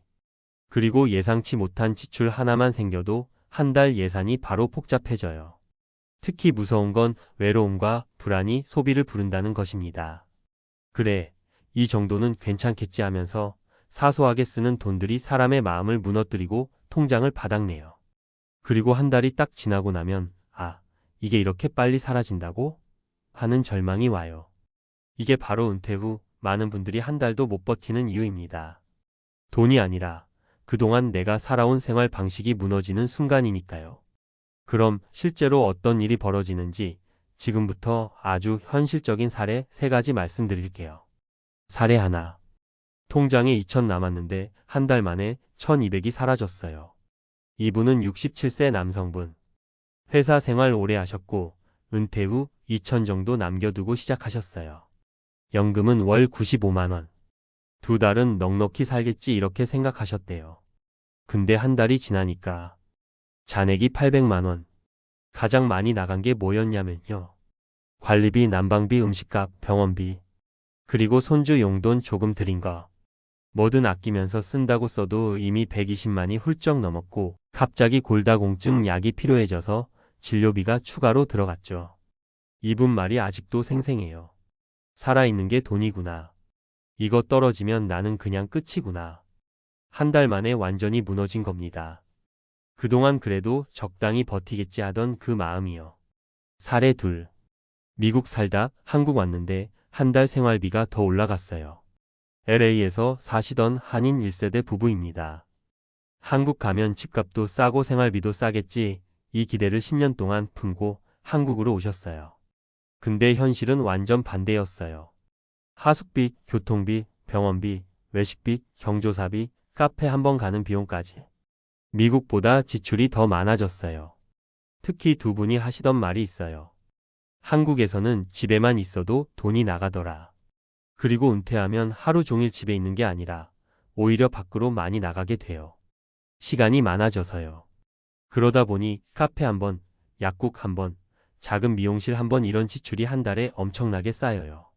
이 부부는 첫 달 지출이 270만 원이었어요. 예상보다 거의 100만 원 이상이 초과된 거죠. 그리고 이 한 달로 인해 한국 귀국을 완전히 재고하게 됐습니다. 사례 셋. 은퇴하면 돈 덜 쓸 줄 알았는데 저축할 때보다 더 나가요. 이분은 62세 여성분. 평생 절약형으로 사셨고 나 은퇴하면 돈 더 적게 쓸 거야가 인생 모토였대요. 그런데 막상 은퇴하니까 돈을 덜 쓰는 게 아니라 더 쓰게 되었어요. 왜냐면요. 직장 나갈 때는 하루 종일 일하니까 쓸 시간이 없어요. 근데 은퇴하면 시간이 너무 많아요. 그러면 지출이 자연스럽게 늘어요. 사람을 만나도 돈이 들고 혼자 있어도 소비를 하게 되고 외식이나 소소한 취미도 생각보다 비싸요. 게다가 체력이 약해지면 병원 지출은 더 늘죠. 이분도 첫 달에 병원만 45만 원 나갔어요.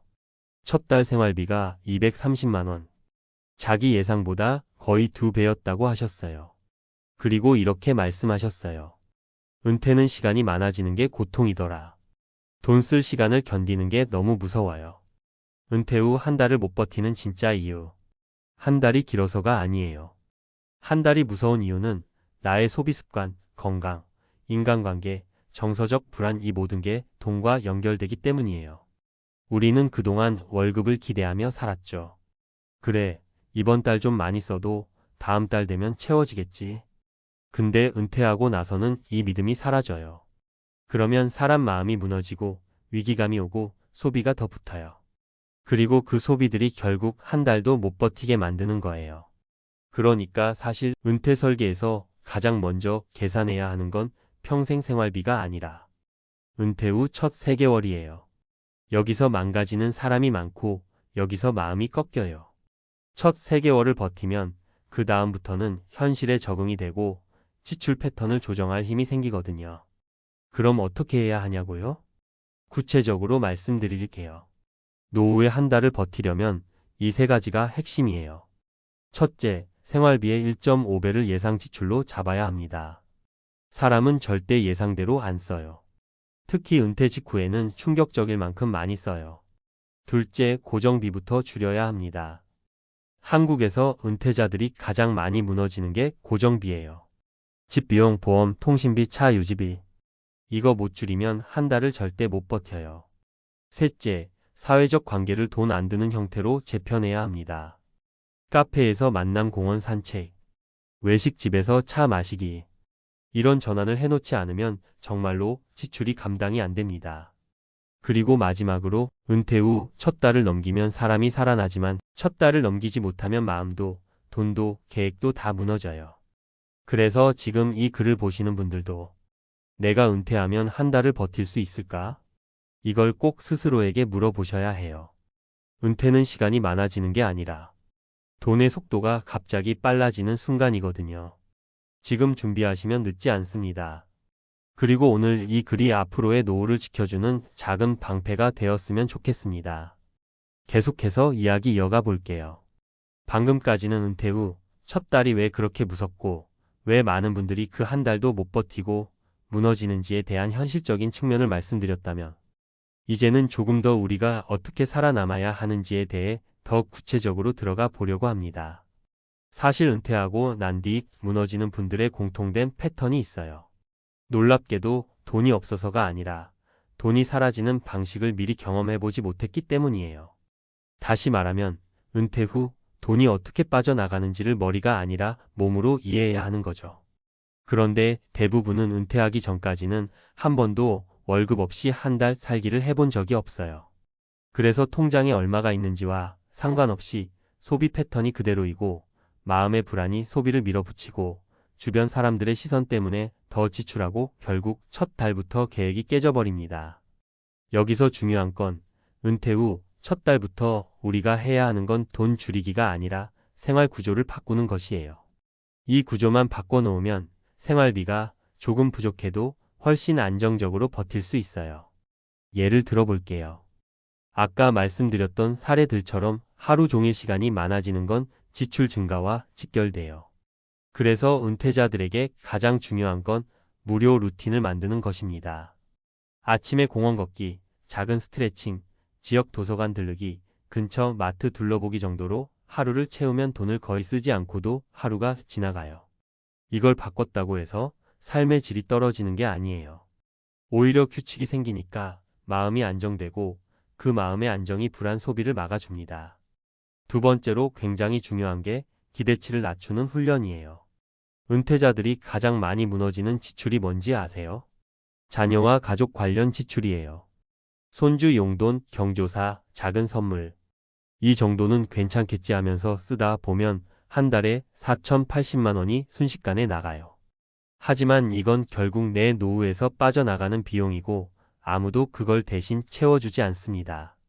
그래서 은퇴 후 첫 3개월만큼은 정말로 모든 관계 소비를 리셋하는 게 필요해요. 조금 덜 주고, 조금 덜 가고, 조금 덜 쓰는 이 과정이 노후의 생존력을 만듭니다. 그리고 마지막으로 정말 강조하고 싶은 건 은퇴는 혼자 준비해야 하지만 혼자 살면 무너진다는 사실이에요. 돈 안 드는 공동체가 있는지, 같이 운동할 사람들이 있는지, 같은 동네에서 소소하게 커피 한 잔 대신 산책할 수 있는 사람이 있는지, 이런 관계들이 노후의 지출을 줄여주는 가장 강력한 힘이에요. 돈보다 사람 그 말 많이 하잖아요. 근데 노후에는 사람 때문에 돈이 줄어드는 게 아니라 사람 때문에 돈을 안 쓰게 되는 거예요. 이게 진짜 중요한 포인트입니다.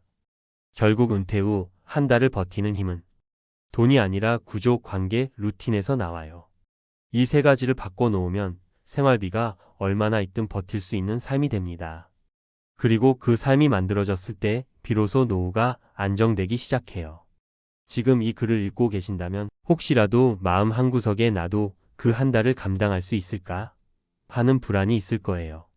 그 불안이 드는 게 당연한 거고 그 불안이 지금부터의 준비를 만들어주는 원동력이 됩니다. 지금이라도 루틴을 바꾸고 소비 구조를 바꾸고 관계 방식을 바꾸면 충분히 살아남을 수 있어요. 노후는 준비된 사람에게는 안정이지만 준비되지 않은 사람에게는 공포예요.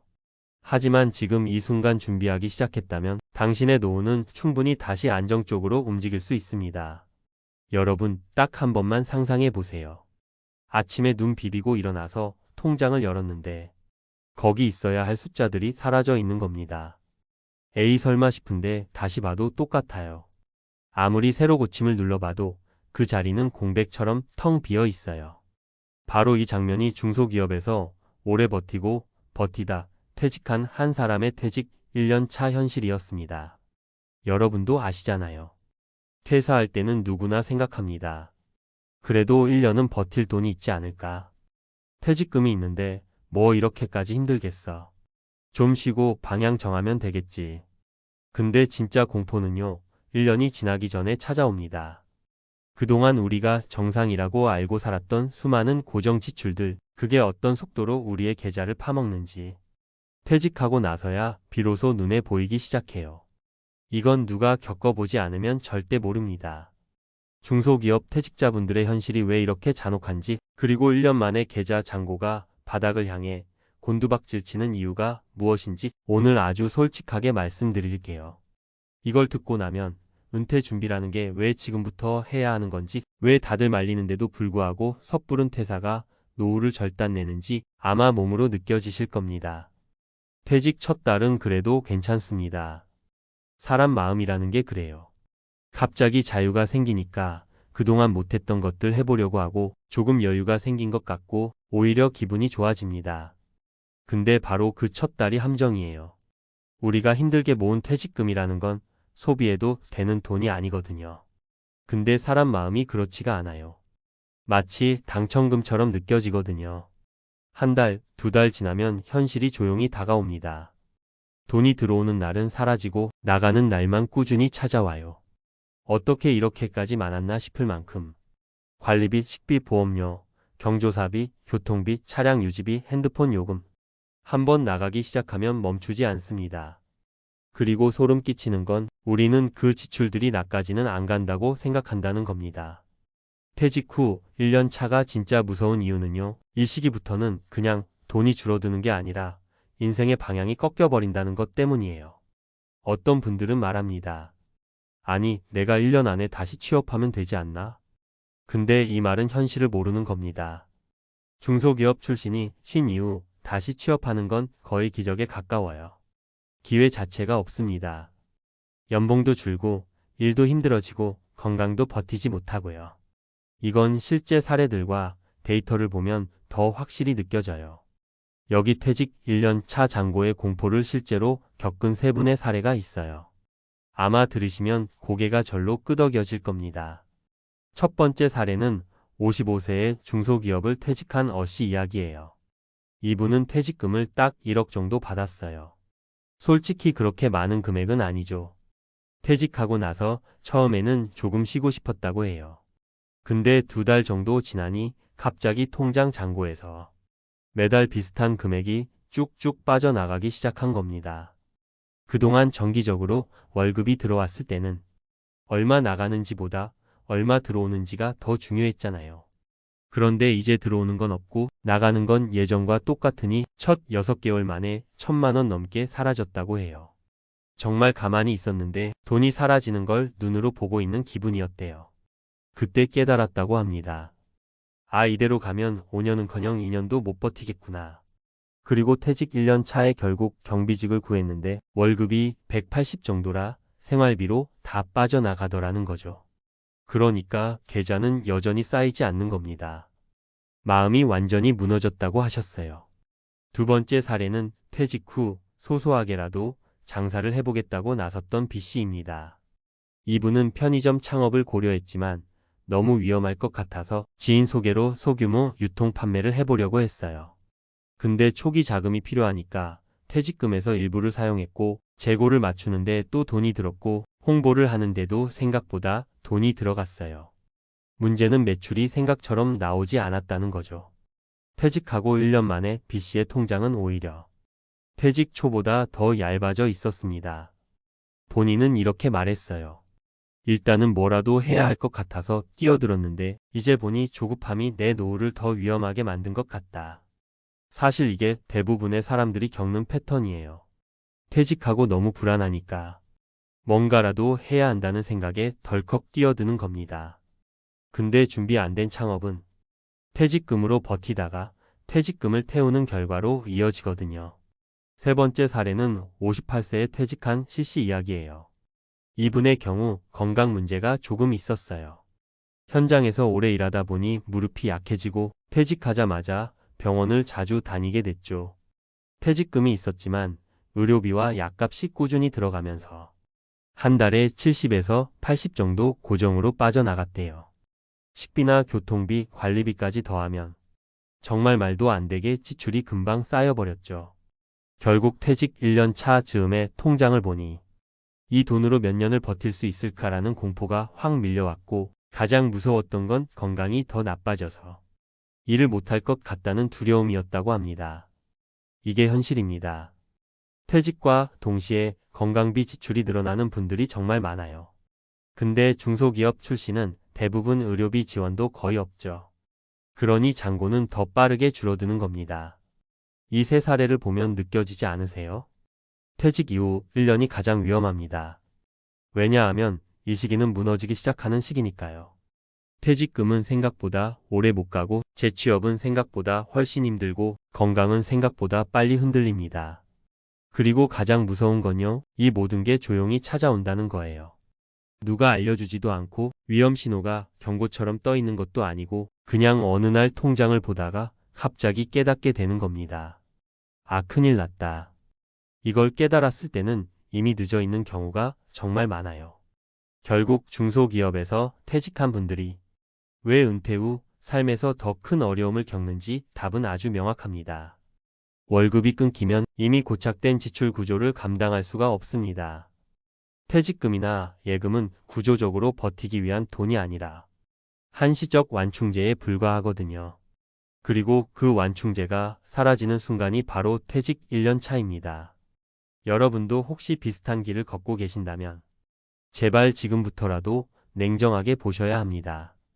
퇴직금은 절대 쓰면 안 되는 생존 자금이고 고정 지출은 반드시 줄여야 하고 재취업 가능성은 기대보다 훨씬 낮다는 걸 인정해야 합니다. 이걸 빨리 받아들일수록 노후가 무너지는 속도를 늦출 수 있어요. 그리고 마지막으로 정말 중요한 말 하나만 드릴게요. 퇴직하고 나서 뭐라도 해보자는 조급함이 가장 큰 적입니다. 지금 당장은 불안해서 뭐라도 붙잡고 싶지만 이 조급함이 사람을 더 위험한 선택으로 몰아요. 그러니까 이 글을 보고 계신 여러분은 한 번만 더 호흡을 깊게 하시고 한 번만 더 냉정하게 숫자를 들여다보시고 지금 가진 돈으로 몇 년을 버틸 수 있을지, 건강이 흔들리면 어떤 상황이 올지, 그리고 재취업이 안 된다면 어떤 대비를 해야 할지 진짜 현실적인 시나리오를 그려보셔야 합니다. 퇴직 1년 차의 공포는 누구에게나 찾아옵니다. 다만 어떤 분은 대비해서 버티고 어떤 분은 대비하지 못해 무너집니다. 결국 여러분의 노후는 퇴직 직후 1년을 어떻게 보내느냐에 달려있는 겁니다. 지금부터 이어서 더 깊이 들어가 볼게요. 퇴직 1년 차의 잔고가 무너지는 게 왜 이렇게 위험한가? 그리고 많은 분들이 바로 이 시점에서 멘탈까지 무너지는 이유가 뭔지 조금 더 현실적인 이야기로 이어가겠습니다. 퇴직 후 1년이 지나면 사람들이 공통적으로 겪는 변화가 하나 있어요. 그게 뭐냐면 돈보다 자신감이 먼저 바닥난다는 것입니다. 처음에는 나 정도면 다시 일 구할 수 있지, 경험도 많고 건강도 아직 괜찮으니까 어디든 갈 수 있어, 이렇게 생각하죠.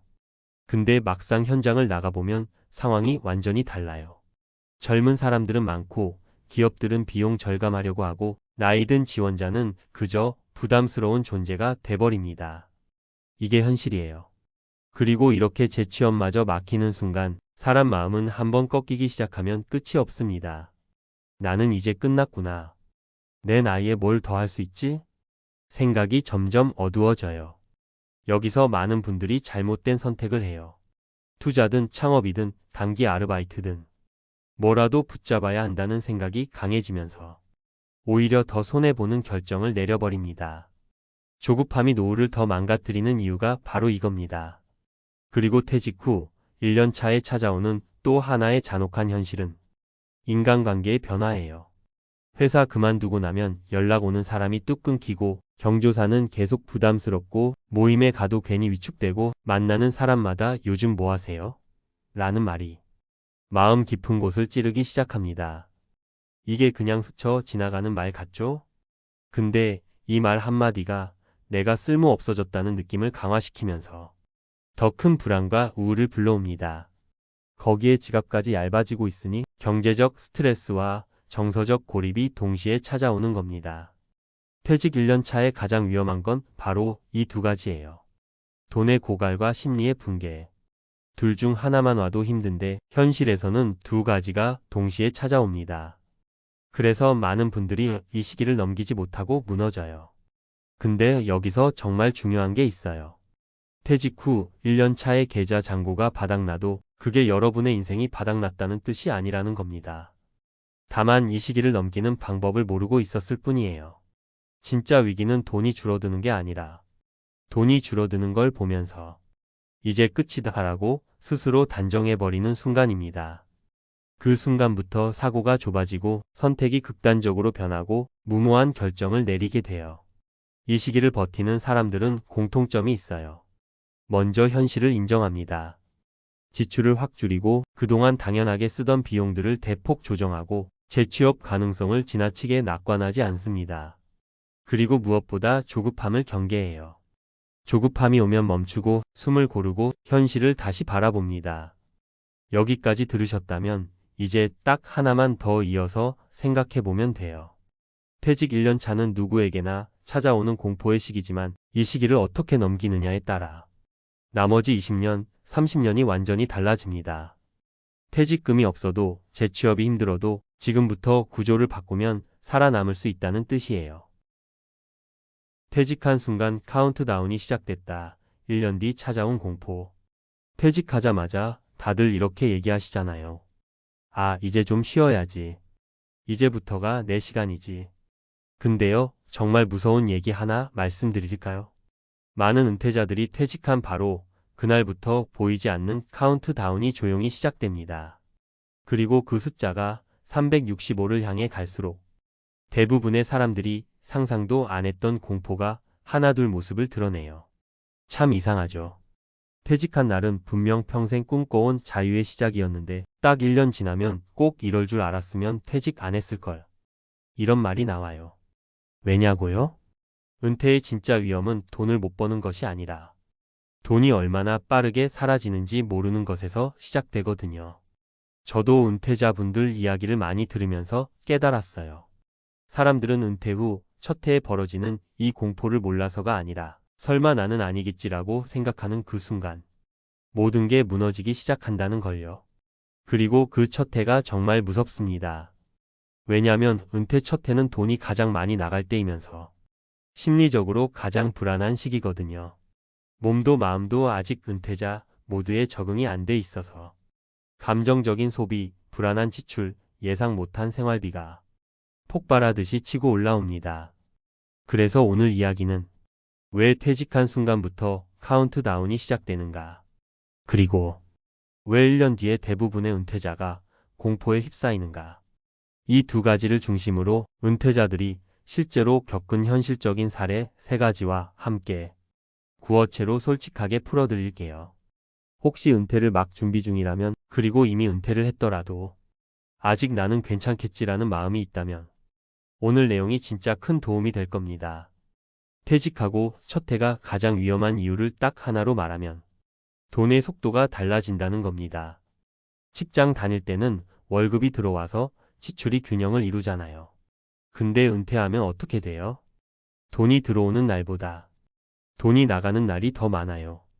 한마디로 삶이 완전히 반대 방향으로 흘러가요.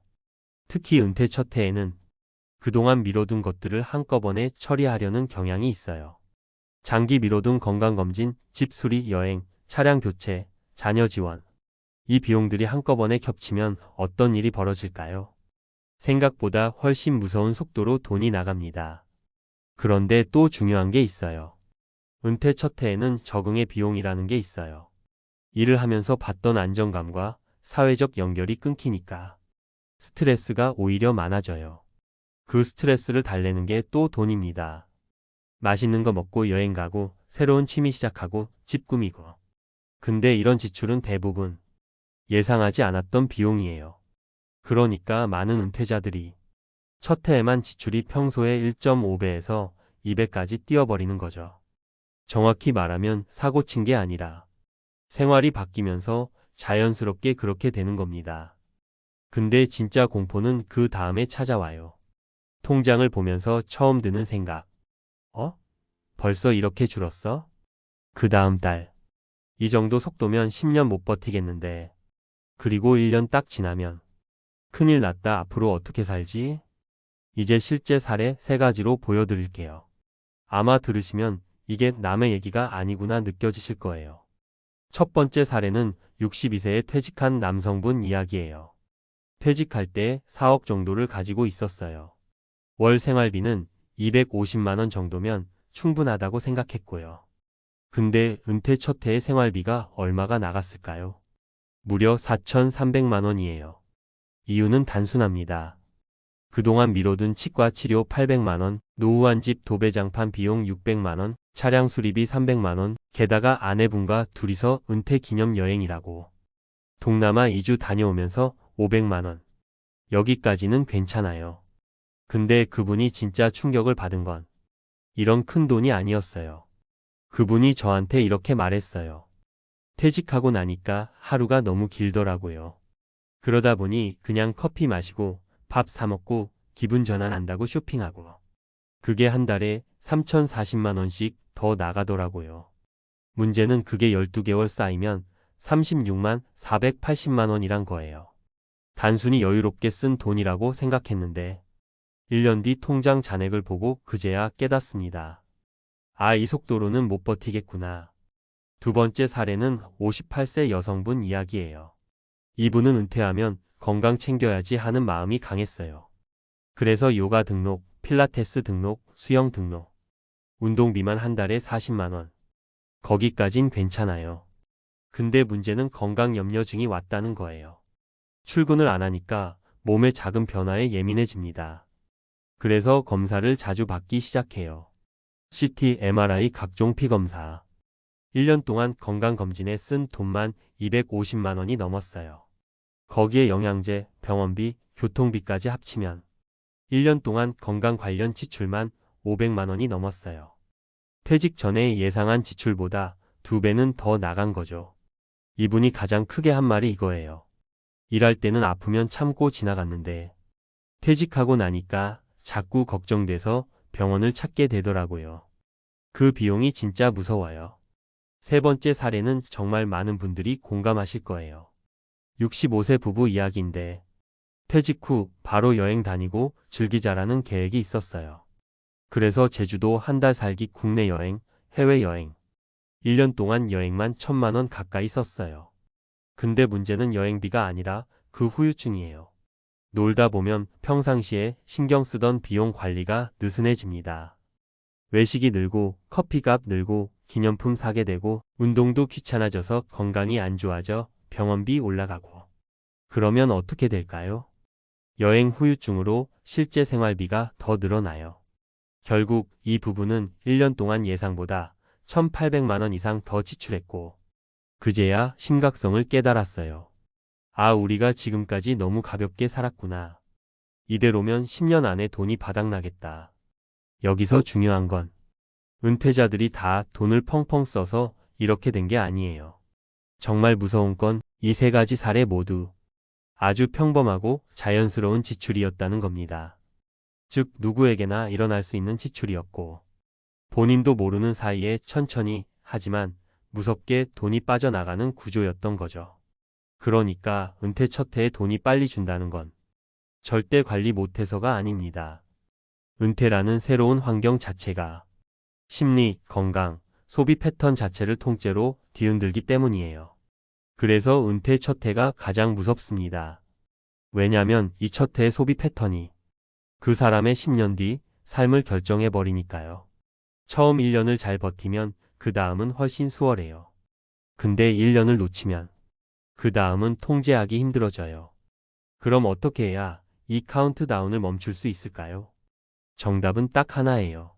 첫 해를 구조화시키는 것. 즉 은퇴 첫 해에는 지출을 무조건 구조화해야 돼요. 안 그러면 생활비가 제멋대로 늘어납니다. 쉽게 말해 월 평균 지출을 3개월 단위로 체크하고 큰 지출은 일시불이 아니라 연간 계획으로 묶어야 해요. 치과, 수리비, 건강지출, 여행. 이걸 한꺼번에 하냐, 나눠서 하냐에 따라 1년 지출이 억 단위로 차이 나기도 해요. 그리고 두 번째로 중요한 건 일상의 리듬을 먼저 만드는 것. 사람이 심심하면 돈을 씁니다. 하루가 길수록 소비는 폭발합니다. 루틴이 잡혀 있어야 돈이 덜 나가요. 운동, 산책, 독서, 봉사, 취미. 이런 건 돈이 아니라 시간을 채우는 거예요. 하루를 잘 채운 사람은 지출도 줄어들고 심리도 안정돼요. 마지막으로 하나만 더요.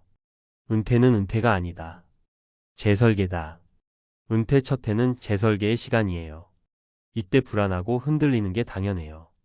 그걸 인정하고 조금씩 조절하면서 새로운 리듬을 만드는 게 핵심이에요. 퇴직한 순간부터 카운트다운은 분명 시작됩니다. 근데 무서워할 필요는 없어요. 왜냐면 카운트다운은 멈출 수도 있고 심지어 반대로 돌릴 수도 있으니까요. 다만 그 시작점인 은퇴 첫 해만큼은 절대 가볍게 넘기시면 안 됩니다. 은퇴 첫 해의 카운트다운을 멈추는 방법을 이야기 드렸는데요. 사실 많은 분들이 여기서 또 한 번 막히세요. 알겠는데 그럼 실제로 어떻게 해야 하죠? 이 질문이 제일 많아요. 그래서 지금부터는 조금 더 현실적이고 은퇴한 분들도 바로 따라 할 수 있는 방법들로 이어서 설명해 볼게요. 특히 마음이 불안하고 통장을 볼 때마다 식은땀이 나는 분들이라면 지금 드릴 이야기가 훨씬 도움이 될 거예요. 우선 은퇴 첫 해에는 지출 점검 주기를 반드시 짧게 가져가셔야 해요. 직장 다닐 땐 월급 들어오니까 한 달 단위로 비용을 봐도 괜찮았죠. 근데 은퇴하면 월급이 없어요. 그러니까 지출만 계속 나가요. 이걸 한 달 단위로 점검하면 이미 늦습니다. 한 달에 20만 원만 초과해도 1년이면 240만 원이거든요. 그래서 은퇴 첫 해만큼은 최소 2주에 한 번씩 가능하면 매주 지출을 체크하는 게 진짜 중요해요. 이게 귀찮을 것 같지만 은퇴한 분들은 시간이 많잖아요. 그 시간 중 딱 10분만 투자하면 돼요. 그리고 아주 많은 분들이 착각하는 게 하나 있어요. 절약하려고 노력하면 돈이 덜 나가겠지. 이게 은퇴자에게는 거의 통하지 않아요. 절약은 돈을 아끼는 행동이라기보다 불안을 억누르는 행동에 가까워요. 근데 스트레스가 쌓이면 어느 순간 확 터지면서 오히려 더 써버립니다.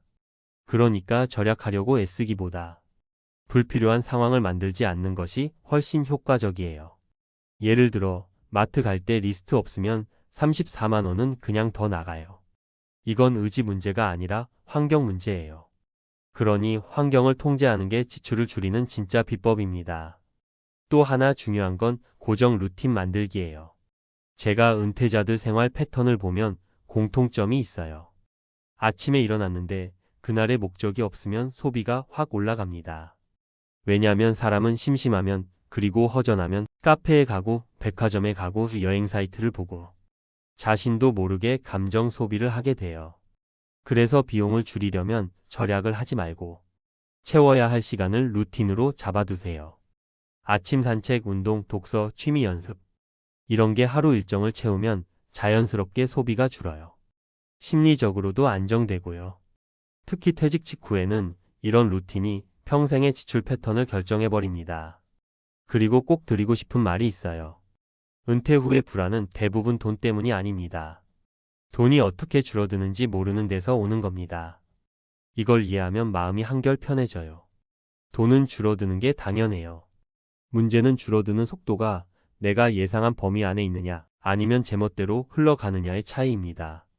그러니까 지출을 관리하려 하지 말고 흐름을 먼저 파악하는 게 훨씬 효과적이에요. 여기까지 정리해 볼게요. 은퇴 첫 해의 카운트다운을 멈추려면 지출을 줄이는 게 목표가 아니라 생활의 리듬과 소비의 환경을 스스로 만드는 게 우선입니다. 그 리듬이 잡히면 그 다음은 훨씬 편해지고 두 번째, 세 번째 해부터는 지출도 눈에 띄게 안정됩니다. 그러니까 지금 불안해도 괜찮아요. 문제는 불안함 자체가 아니라 그동안 아무 전략 없이 이 첫 해를 지나고 있었다는 사실이에요. 지금이라도 재정의 카운트다운을 재설정하면 됩니다. 은퇴는 결코 끝이 아니에요. 다시 설계할 수 있는 시간이 훨씬 더 많습니다.